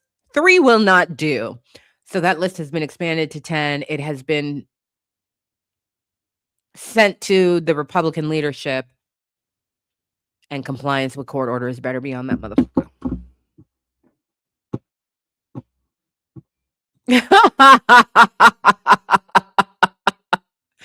I'm going to replay this in the bath tonight. Just so I could be like, wow, that's crazy. She said what? He said what? This is it exactly. Who the fuck is responsible for the thing?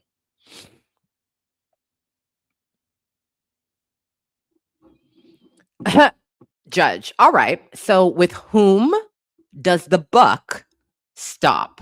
Voss. Your Honor, I think it stops with leadership. Certainly, in my division, it stops with me and the U.S. Attorney. And the U.S. Attorney is answering to Judge. So I have gotten, for example, quite a few responses for why a person has not been released as ordered. And I get responses back from the DOJ advising me as to when you all reached out to ICE and either haven't gotten a response back yet, or this is all we got back by way of a response, and which then makes this some opaque sort of shield that I can't really see behind to figure out why the orders aren't being complied with.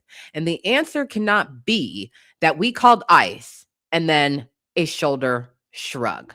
Voss, yes, I understand that. Certainly, Your Honor.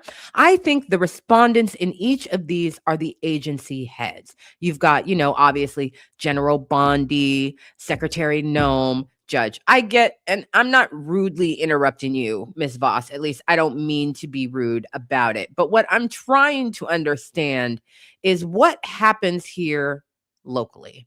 If there's an order for release, I'm assuming the order for release doesn't go to Miss Bondi. Well, make it plain for me. Voss, Your Honor, it goes to the St. Paul Field Office, which is housed at Fort Snelling. Judge, it doesn't just go to a building, does it? Voss, no, of course not, Your Honor. It goes to the agency council within that building, agency council that are responsible for this area, and it goes to the operational judge. Should I have a hearing and have that agency council come down here to answer these questions? Because I do want to know why the orders aren't complied with and why. We take no great pleasure as a court in compiling a list of some 90 or so cases of violations of court orders for release, let alone the 10 or so that I had just last week. He said we take no great pleasure. Chief Judge said, let me send out an email to all the judges. Raise your hand if you have a habeas order that hasn't been acted on. I need to know. Which case is it? Raise your hand if you have an ICE-related case where you have issued an order to the government and they have been non-responsive or have not complied with the order. I need the case. Get back to me in 2-4. That's why that chief judge came out and said, you motherfuckers have failed to comply with more orders in the past, 4 months than an agency does in its entire lifetime. The fuck is going on?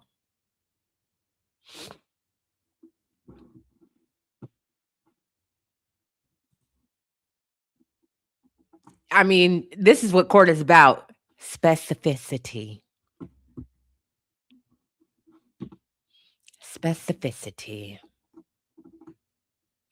We take no great pleasure as a court in compiling a list of some 90 or so cases of violations of court orders for release, let alone the 10 or so that I had just last week. And I want to figure out how to get to the bottom of where the issue is. Who is it, for example, that's determining that they're going to add conditions on a court's order for unconditional release? Who is doing that? Voss, Your Honor, I don't believe there is a policy to do that, so I don't know that that's being made purposefully at a higher level. I believe that's being done operationally by the people who are carrying out the function, and that, if anything, it represents a lack of training and communication from the supervisors down. Judge, well, who's responsible for their training and education? Voss, each field office director, Your Honor. I'm not sure in these particular cases. Usually in the cases, the field office director is named as a respondent. Mr. Easterwood, Miss Rich is sometimes named as the respondent. Judge, before this operation started, Metro Surge, did the DOJ or DHS anticipate that it would generate a large volume of habeas petitions and court-ordered releases? Voss, Your Honor, I don't know the answer to that question. Judge, do you know whether or not there were any additional personnel, systems, protocols that were put into place to ensure compliance with court orders that would arise from that operation? Voss, I don't know the answer to that either. Judge, and some of these may be questions better put to Mr. Rosen. I understand that. But at this hearing, I'm just trying to get to the bottom of how the court cannot have to spend so much time in just getting its orders complied with. And you have to concede, even before Operation Metro Surge, Ms. Voss, you've appeared before this court many times, and I'm sure never in your career have you had such an incidence of having to account to the court for noncompliance from the DOJ. When have you ever seen anything like it? Voss, I have not in my career, Your Honor. Judge, right. So, I'll stop there. You can retake your seat, Ms. Voss. Thank you. For the petitioners, anything you wish to say or add at this proceeding? Ms. Kelly, may I approach, Your Honor? These are the lawyers representing the people. Remember the people that this is about? These are the lawyers representing the people. For the petitioners, anything you wish to say or add at this proceeding?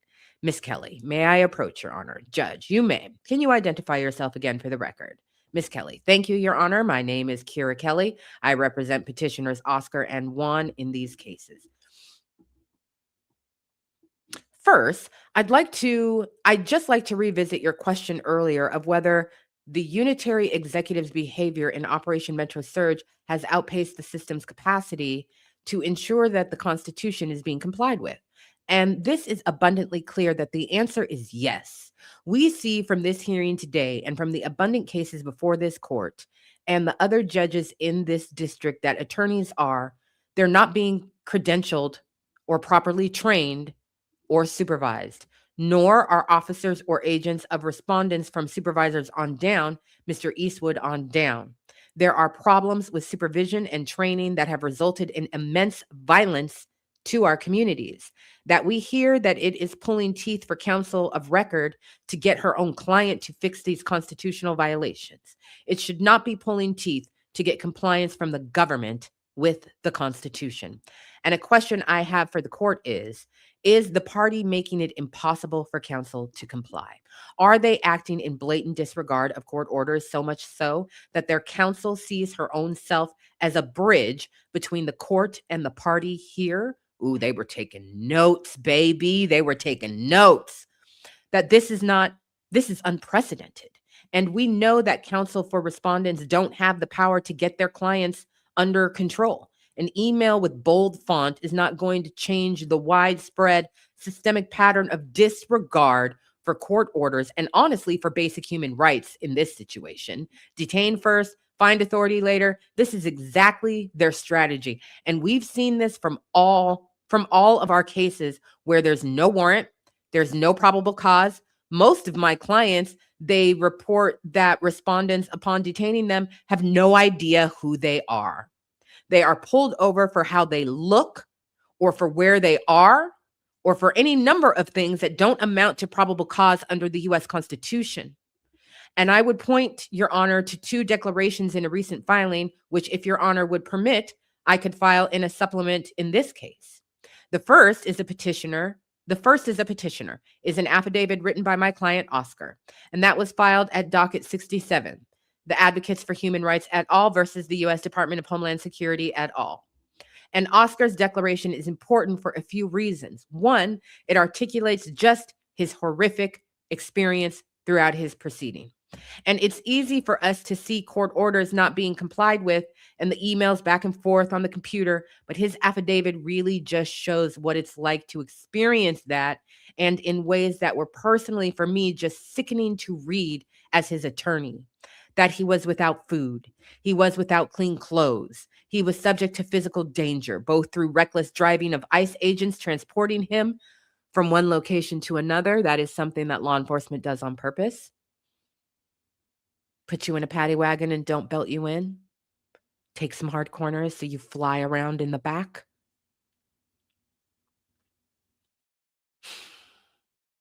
He was subject to physical danger, both through reckless driving of ICE agents transporting him from one location to another, watching people screaming in pain with medical neglect, being exposed to COVID, just the conditions of his confinement, eating food that he conflated with dog food, that people are just being treated like less than human. And all of this was happening while he had a court order for his release. And while all of this was happening, ICE agents are telling him to self deport because he's got no chance to get out of there other than self deport. So he's being deprived of access. And this is all in his affidavit. Myself and his immigration attorney, who's here in the courtroom today, were not able to talk to him. His immigration attorney, in particular, made diligent efforts to ensure compliance with the court order. And these are emails that are in Oscar's case. I think you've seen these. We're trying to get a hold of him. We're trying to get access to him. We're trying to bring him home. And meanwhile, he is sleeping on the floor, if he gets to sleep at all, and he is being lied to, denied access to phone calls to call his loved ones or his attorneys. I would encourage Your Honor to read this declaration, and I would defer to the court if you would like me to submit it formally in Oscar's own case. And the second declaration, also in the Advocates for Human Rights proceeding, at docket number 29, was an affidavit that I filed. And that details my own efforts to work collaboratively with counsel, with respondents counsel, I've been emailing and calling and trying to figure out how we can get these court orders complied with. There's an email in the docket at 29 that I sent 8 days ago to ERO, to attorneys from the DOJ, to the assistant U.S. attorneys and attorneys representing ICE, Jim Stoley, still haven't received a response. I'm begging for a means of clear communication, and I'm flexible. I'm sharing my personal cell phone. I'm saying whatever I can do to work with you all to get my clients home, let me know. To work with you all to get my clients' belongings returned, let me know. And I receive no response. And I think just this question of the overwork of counsel here, and I know we're all working above and beyond and not sleeping as much as we need to be. So I appreciate everybody for putting that effort in. And I invite the court to think about the root cause of the problem, the root cause of our collective overwork here, and the strain on our system with these repeated constitutional violations. We shouldn't need a specific court order to ask the DOJ not to put somebody's life in danger. But I can't tell you how many clients I've had to go find who were left on the side of the road with no coat, no phone, no wallet, no hat. They're wearing Crocs or whatever they got pulled out of their house or their car while what they were wearing, and it's 0 degrees outside. And we shouldn't need a court order saying, don't put someone's life in danger. But here we are. And we need court orders or orders to show cause, to show compliance with court orders that shouldn't have had to have been issued in the first place. I think this would be a different story if these habeas petitions were frivolous, but we're filing so many because there are just so many people being detained without any semblance of a lawful basis. And there's no indication here that any new systems or bolded emails or any instructions to ICE are going to fix any of this. Like we need judicial intervention, and it has to be more than just having counsel be the go-between here, because I think we can see that counsel are being put in a position where they're working 20 hours a week, 20 hours a day, and it's not enough. If our system cannot keep up with processing these petitions to have rights vindicated, then we need to see what here is outside of the control of these attorneys. Where does the root of the problem lie? And sanctions to the party are within your inherent authority and are appropriate to bring this situation, this egregious, widespread pattern. You've referenced the 96 court order violations and counting just in part of January, and we need this to be brought back into the court's control and into the Constitution's control. Thank you, Judge. Thank you. Any comment from? Nope. No, Your Honor. That's another lawyer. That's another lawyer. Thank you, Judge. Thank you. Any comment from Miss Vanderman, no, I have nothing to say. The court, okay, thank you. Anything further from the government? Miss Lee, not from me, Your Honor. Miss Voss, nothing, Your Honor. The court, all right. Court will take all this under advisement. If nothing further, court will stand adjourned.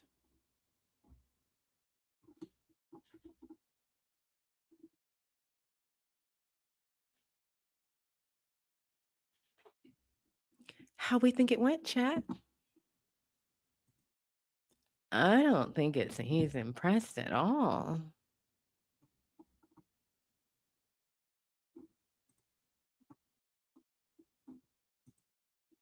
Oh yeah, she said I mean, can you imagine being the lawyer to represent these people? You've got a court order to get your client out of jail, and 13 days later, he's eating what he thinks is dog food. Sleeping on the floor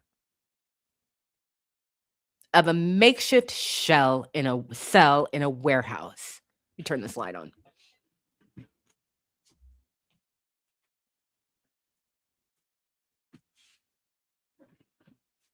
Oh, there we go. That digital light was washing me out, child.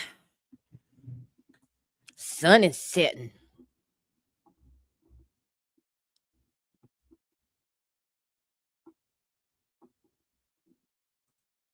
I think it is stupendous. And I think the other thing that I think that we are going to see this get bigger before it gets smaller, because we've talked a lot about or at least I've brought up many times. You've probably heard me say, unless this is your first time, in which case, hi. But you probably heard me talk about judicial efficiency. It's a thing. Courts really care about it. Their dockets are already heavy. Judges already have a lot of cases. So judicial efficiency, and if you're like, what is that? Don't waste the court's fucking time. That's what judicial efficiency means. Don't waste the court's time. Come up with an efficiency in the process that is allowable under the law to keep things moving smoothly. Right? The fact that these judges have to ask multiple times,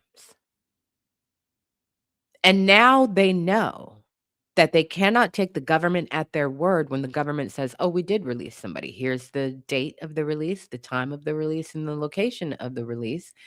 Used to be judges would just be like, well, that's great. They complied. That's great. I got the proof that they complied. They sent it to me. I got it. And then the next day they hear from somebody's lawyer, no, they're still in detention. So as the judge said, first it was just this. Now we got to do this. We got to do this. We got to do this. We got to do this. We're talking about 96 and counting, as she said, cases is fucking up their time. And judges, he said, the court is busy too. They also don't have capacity for this bullshit. They still have their degular, you know what I mean? Just degular cases that don't have anything to do with this, that also have timelines and deadlines and lawyers and this, that, and the other. I got to send you 5 follow-ups. I got to order it again, and then order it again, and then order it again. And then you motherfuckers got the nerve to staple some shit to my order? I order an unconditional release, and your colleague says, actually, you're going to wear an ankle bracelet. That's not what I said. No, you don't have the right to just strap a fucking collar on him because you want to keep track of him.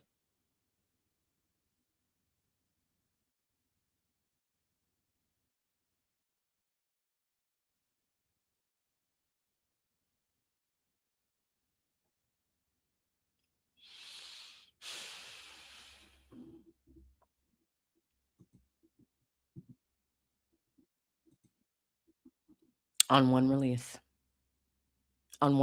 Now, he said he had 10 orders not complied with last week. He's sending follow-ups about all of those things.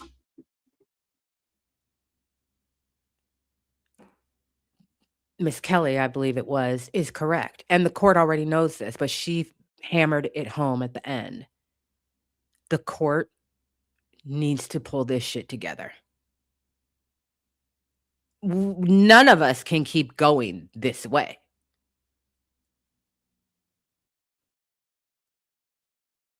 We can't just what are we gonna have at the end of February? We're gonna have 200 orders that they have defied, and then at the end of February, we're gonna have 300 orders that they like, this cannot be allowed to continue. And I do believe that the courts wanna know organizationally. It's not Julie,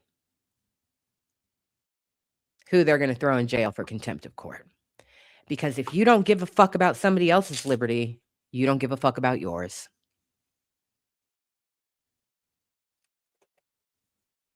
Julie was terrified. She watches too much, television. She said, "Threaten." The judge was like, "I'm not threatening you. It's not a threat." Julie's not thinking about financial, sanctions for contempt of court. Julie said, "I'm about to go to jail." She came into work sweating, knowing she had to go to this hearing, thinking the judge is gonna throw me in jail at the end of this hearing if I don't have it. That's not what's gonna happen, Julie. The judge was never gonna do that to you, baby girl. Even though you at one point really wanted him to, he was never gonna do that to you. But I do believe that he's trying to figure out, who do I need to hold in contempt? A weighty contempt, an individual personal contempt of court. And they will lock a motherfucker up.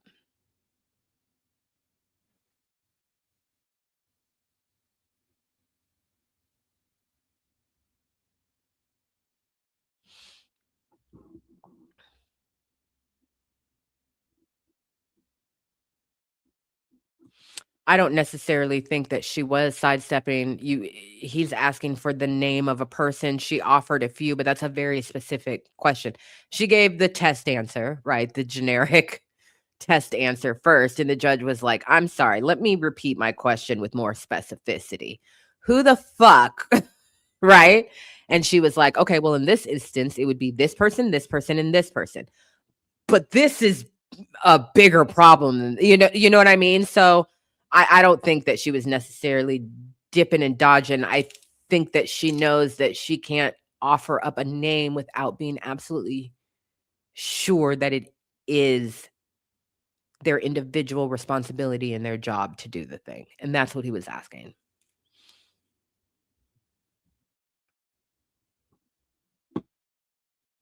I think every single field officer should be held in contempt. If your officers are arresting people that should have been left alone,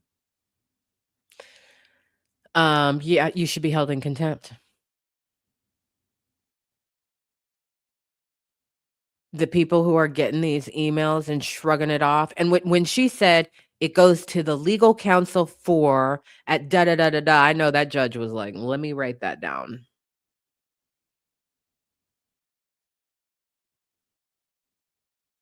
They're trying to figure out who they need to haul before the court because they wanna fix to this problem, because it's not sustainable for the court.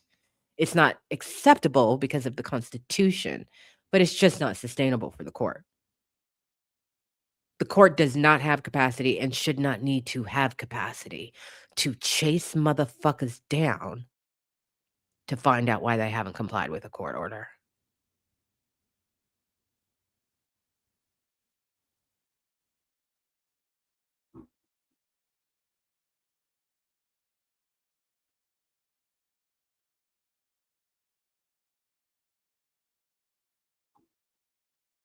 I mean, I don't think that she necessarily knows for sure. There's, who's in charge, and then whose job is it? Those are 2 different questions. Who's in charge? Who's responsible? Who's accountable? Whose job duty is it to process these things to completion or to compliance, more to the point? That's what he wants to know. Whose job duty is it?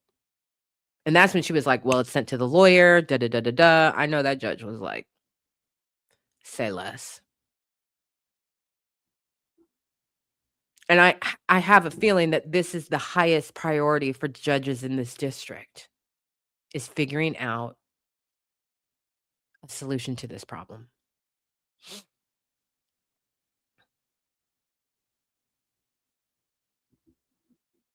And then there's that.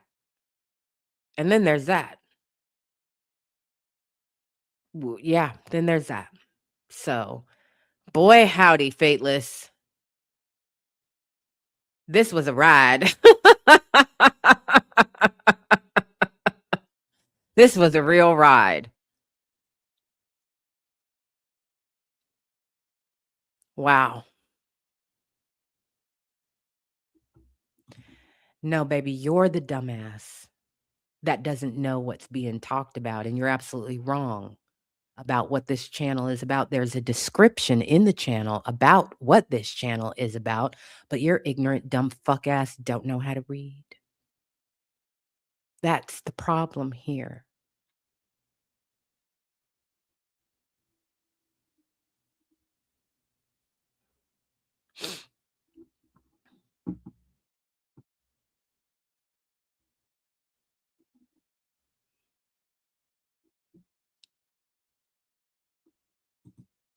Mhm. Mhm. Yeah. Stunning. Absolutely stunning.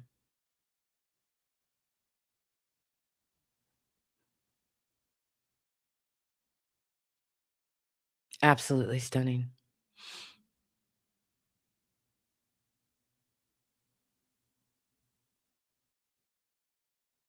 Mm, mm, mm.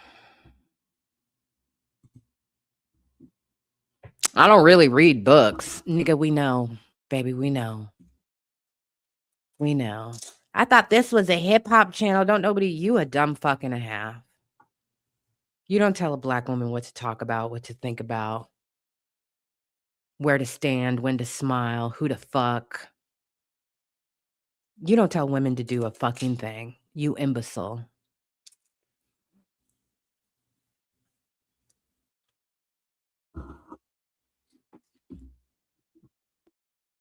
It was incredible. It was incredible. We learned so much. We learned so much. And I think we're only going to see more of this, particularly in the District of Minnesota. We're going to be seeing judges saying, all right, for these 15 cases, what the fuck is going on?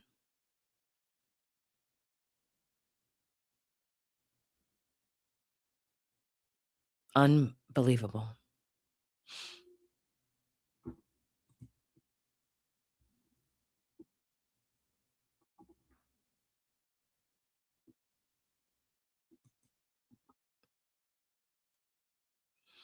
And that's just like right now. There will probably when I end this live is it will tell me how many people came through during the live, how long they stayed, so on and so forth. Then the replay gang will hit it up. Like I the nerve of a motherfucker coming onto somebody's channel and telling them what to talk about. No. No. This ain't the whole stro. Okay?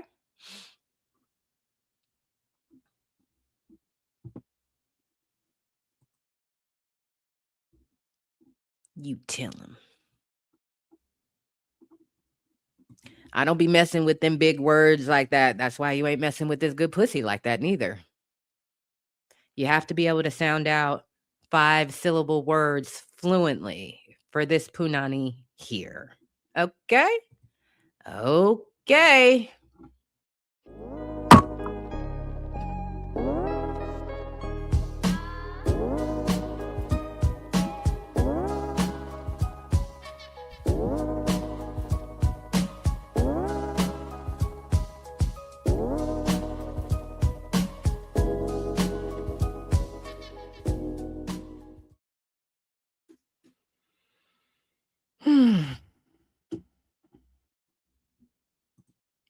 What? She got standards.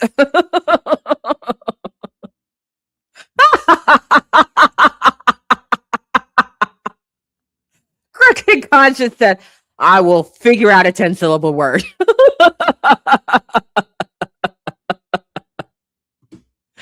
Poetic titties for everybody.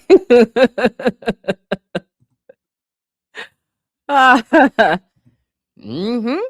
Yes, yes, because the more, syllables you can pronounce with your tongue.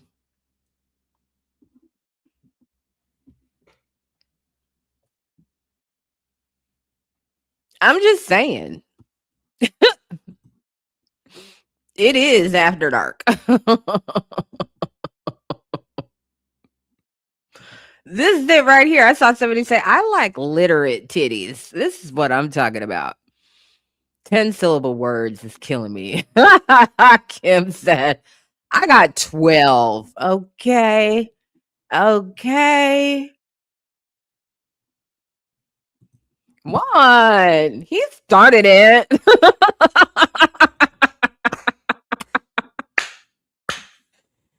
He started it. I love you all. I love you all so much. This is crazy. Good for you. Good for you. I know some of y'all just on Google, like, which word has the most syllables in it? And Google's like, well, there's a couple actually.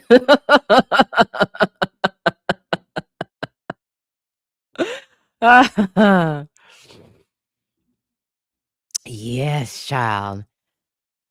So yeah, what else going on? What else going on?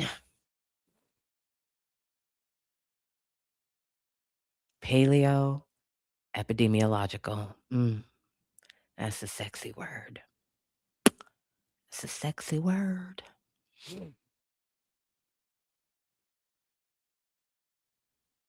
What else going on, chat? Spend a couple more minutes together, hanging out like before we all go to our evenings. Oh, y'all trying to pay me dinner. I appreciate you. So I can take this down. There we go. And get this bright ass fluorescent white light off my face. It's not flattering at all.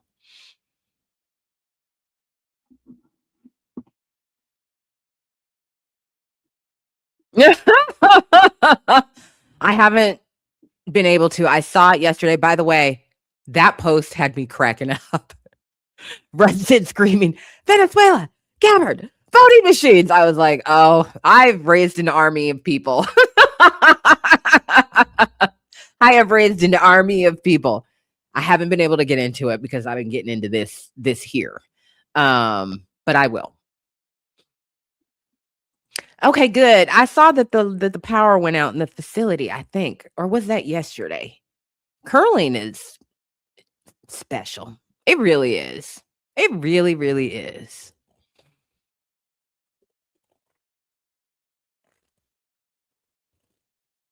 They're going to depose Elon Musk. Who is going to depose Elon Musk about Doge? Who? Depose is a very specific word. Who?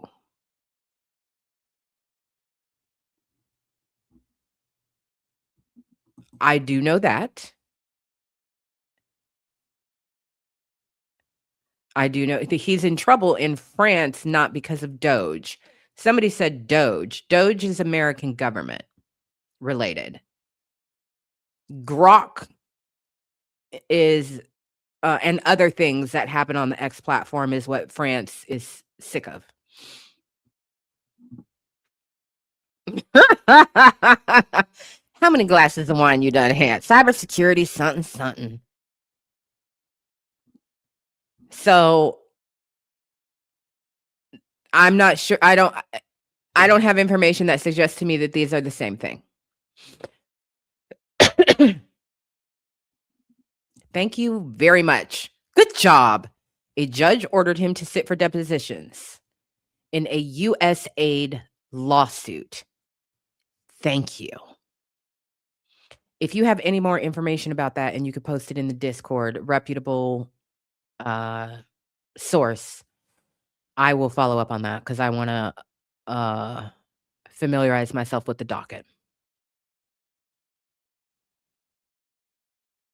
Because, yes, I mean, and also the deep fakes, the nudes, it's not just CP, it's a lot of things that are not allowed in France. Disinformation is also another thing, and they've been on him about that for a while, but the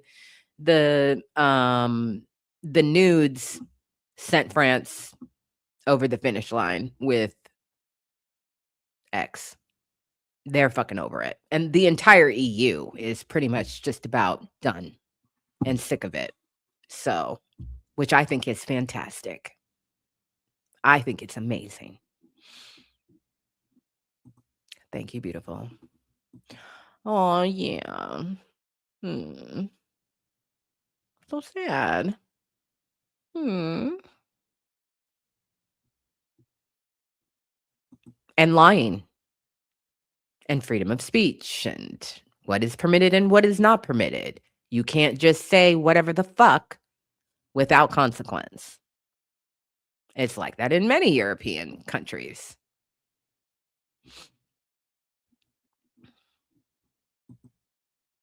The Clintons aren't testifying until the end of the month. What are you talking about, Clintons on Monday?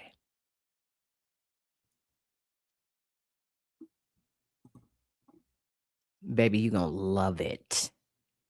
You gonna love it. This might be one of the best lives we've had. Well, definitely it's one of the best lives we've had so far this year. I'm trying to think, have we read anything that is equally as satisfying since the year started? I can't think of anything. The Clintons are testifying behind closed doors at the end of the month, one day apart from each other. So what are we talking about with Clintons on Monday?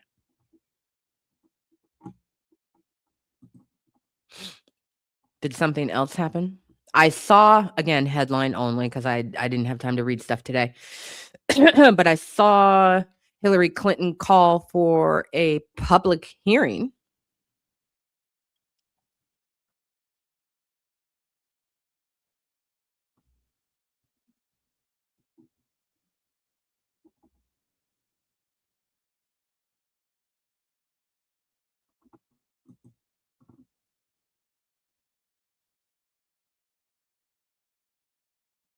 I can't roll my eyes hard enough. Oh, aren't you sweet? That's precious. No. No. So let's clarify some separation of things, okay? The Clintons received a subpoena for depositions. Depositions happen behind closed doors. They are a legal process. They happen behind closed doors. That is not the same thing as a public hearing. You are under oath for both. But a deposition typically is led by staff attorneys of the committee that has sworn out the subpoenas. Oftentimes, lawmakers aren't even in the room when the depositions are happening. For more high-profile situations and sometimes for more high-profile witnesses, they will be there. They're often not the ones leading the questioning like we see in a public hearing. See all the people sitting behind them? Many of those people are their lawyers who work for Congress and work on, committees. So in a deposition, which they have both agreed to, they will be one day apart from each other at the end of the month, was the last reporting that I saw. And that makes sense because it's going to take time. You don't just go into a deposition and just start asking questions. You come up with them beforehand, right? Just like the deposition for Jack Smith was behind closed doors. There was mounting pressure. They finally released the video and they released the transcript. So a deposition is separate than a public hearing, although they can carry some of the same legal consequences.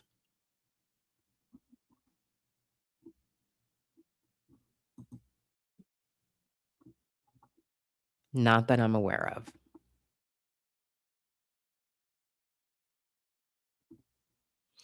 I haven't read up, but we'll talk about it soon, hopefully.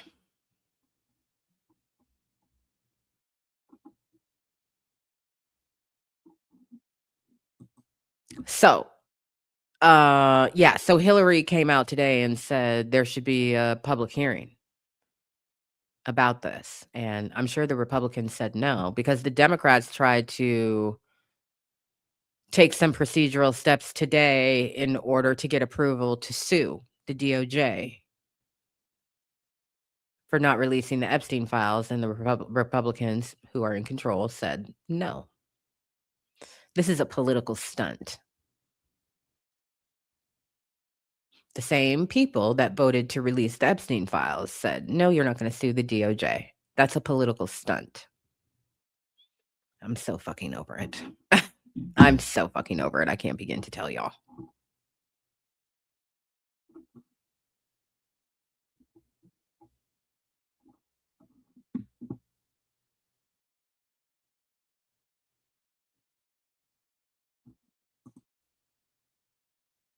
DNI, you're going to have to key me in on what those letters stand for because nothing's coming to mind. Oh, this is fantastic. Elon gonna be mad.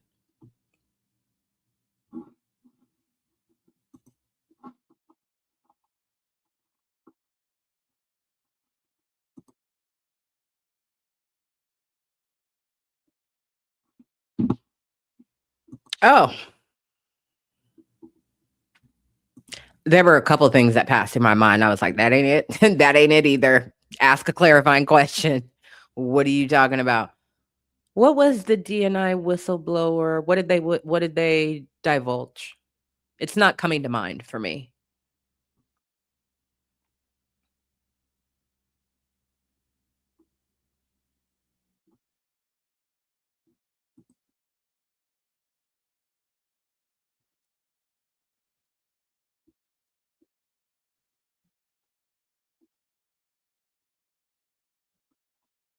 If anybody can give me like a quick synopsis, but I don't recall. It seems like, and I could be wrong, but it seems like it was kind of a light day. Seems like, I mean, nationally, not in whatever's going on in your respective lives, okay? But it seems like today was kind of a light day.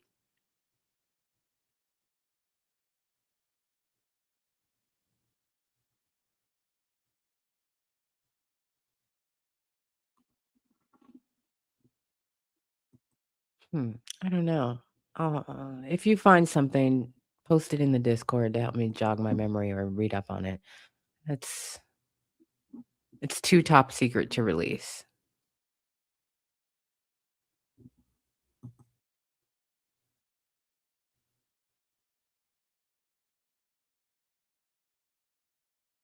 Is this a situation where a whistleblower? Yeah, somebody post something in the Discord. Reputable sources only. I'm gonna need to read up on that.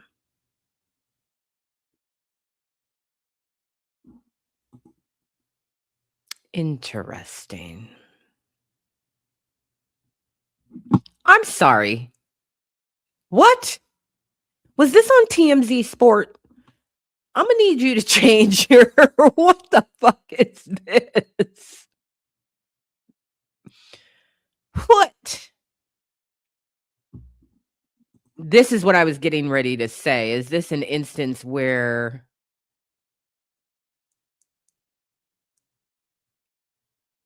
it should technically go to Congress, but they don't want to give it to Congress?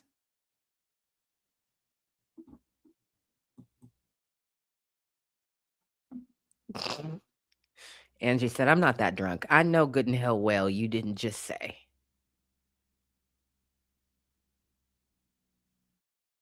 people are injecting. For what purpose?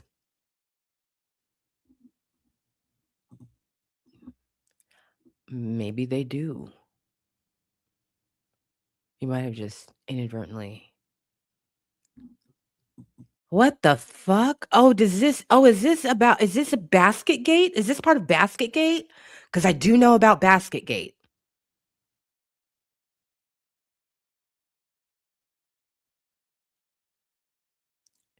This has to do with, but yes, there is a whole scandal happening right now in Europe over their suits,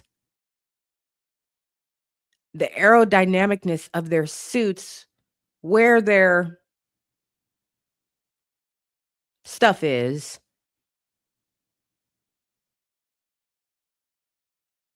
where the inseam hits, and then where the built-in basket therefore sits within the design.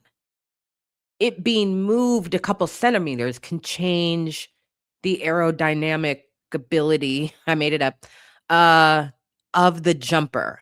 I did see this because somebody took some undercover video of a team trainer or a manager of an athlete or somebody changing their suit, after the suit had been inspected.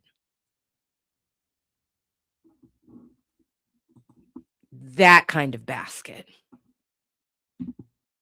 Yes, there are.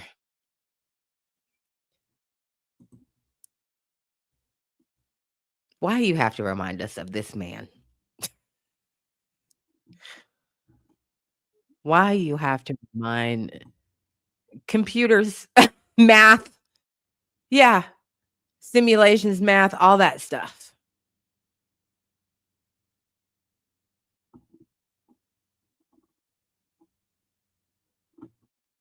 This is a very serious thing, apparently. Very, very serious. Mhm.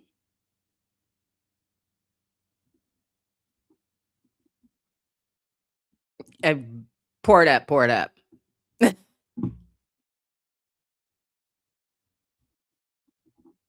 Wow, this is the things we talk about.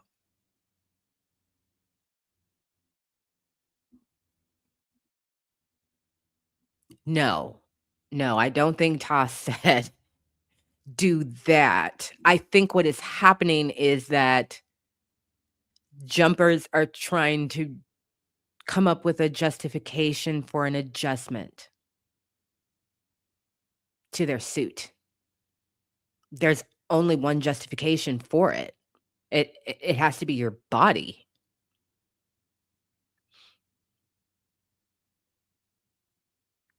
That's what the suit is designed off of, is your body. So unless something on your body has changed, there is no justification to changing your suit. But if you are injecting yourself with something and saying it doesn't fit, or it needs to be wider, or it needs to be longer, all of those things make an impact or have an impact on aerodynamics when you're flying through the air.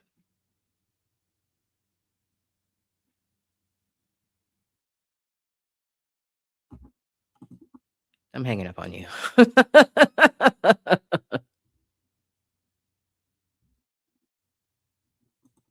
Thank you very much. Thank you, thank you, thank you.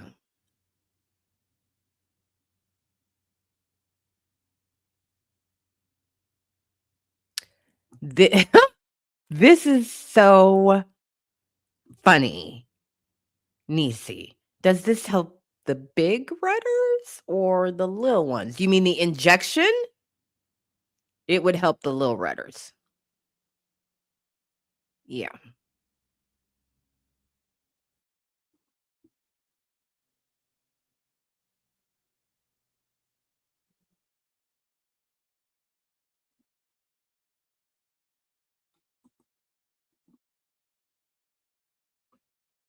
Y'all thought I was bullshitting.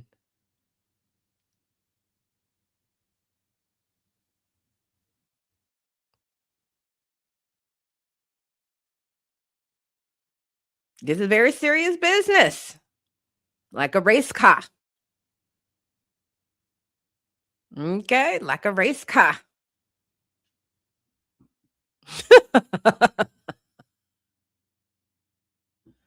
I don't want to know. I don't want to know. I don't want to know. I can't come up with anything other than I don't want to know.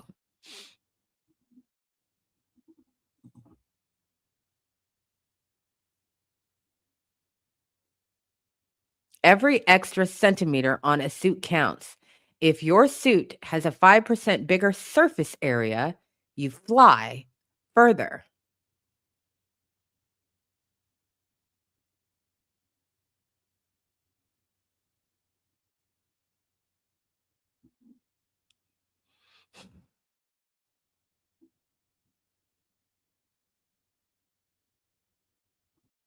Okay. That's it. I'm gonna go have dinner. I'm fucking done. Gavel, gavel, gavel, gavel, gavel, gavel, gavel. I'm gonna play. For those of you who were late, we got a new intro song, but I haven't edited the intro video yet, so I just played it as a standalone. I'm gonna play that. We gonna hear it one good one, and then we gonna end the live stream. So for those of you who don't know, Mr. Absa Jr. What are we calling him? Mr. Absa Jr. Made my first theme song for the channel that you hear at the beginning of every live. And I said to him, I think I'd like a little variation of the thing. You know, I really like the thing. Everybody likes the thing, but it's been a minute. We could figure something out. He came over, he sat right there, there. And he made a variation of the thing. So we're gonna hear it one more good one. And then we're gonna get out of here. It was good to see you all. This was incredible. Again, shout out to Fateless for snatching that when you saw that transcript online. Incredible. So here's the new theme.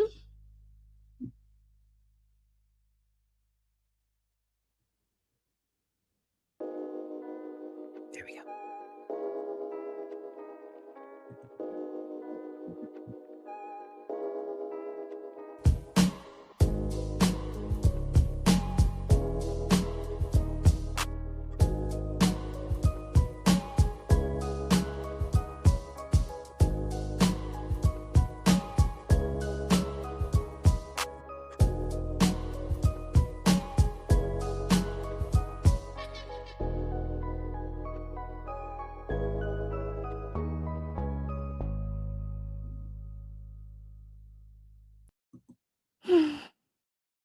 I'll see you all soon. Take care of yourselves.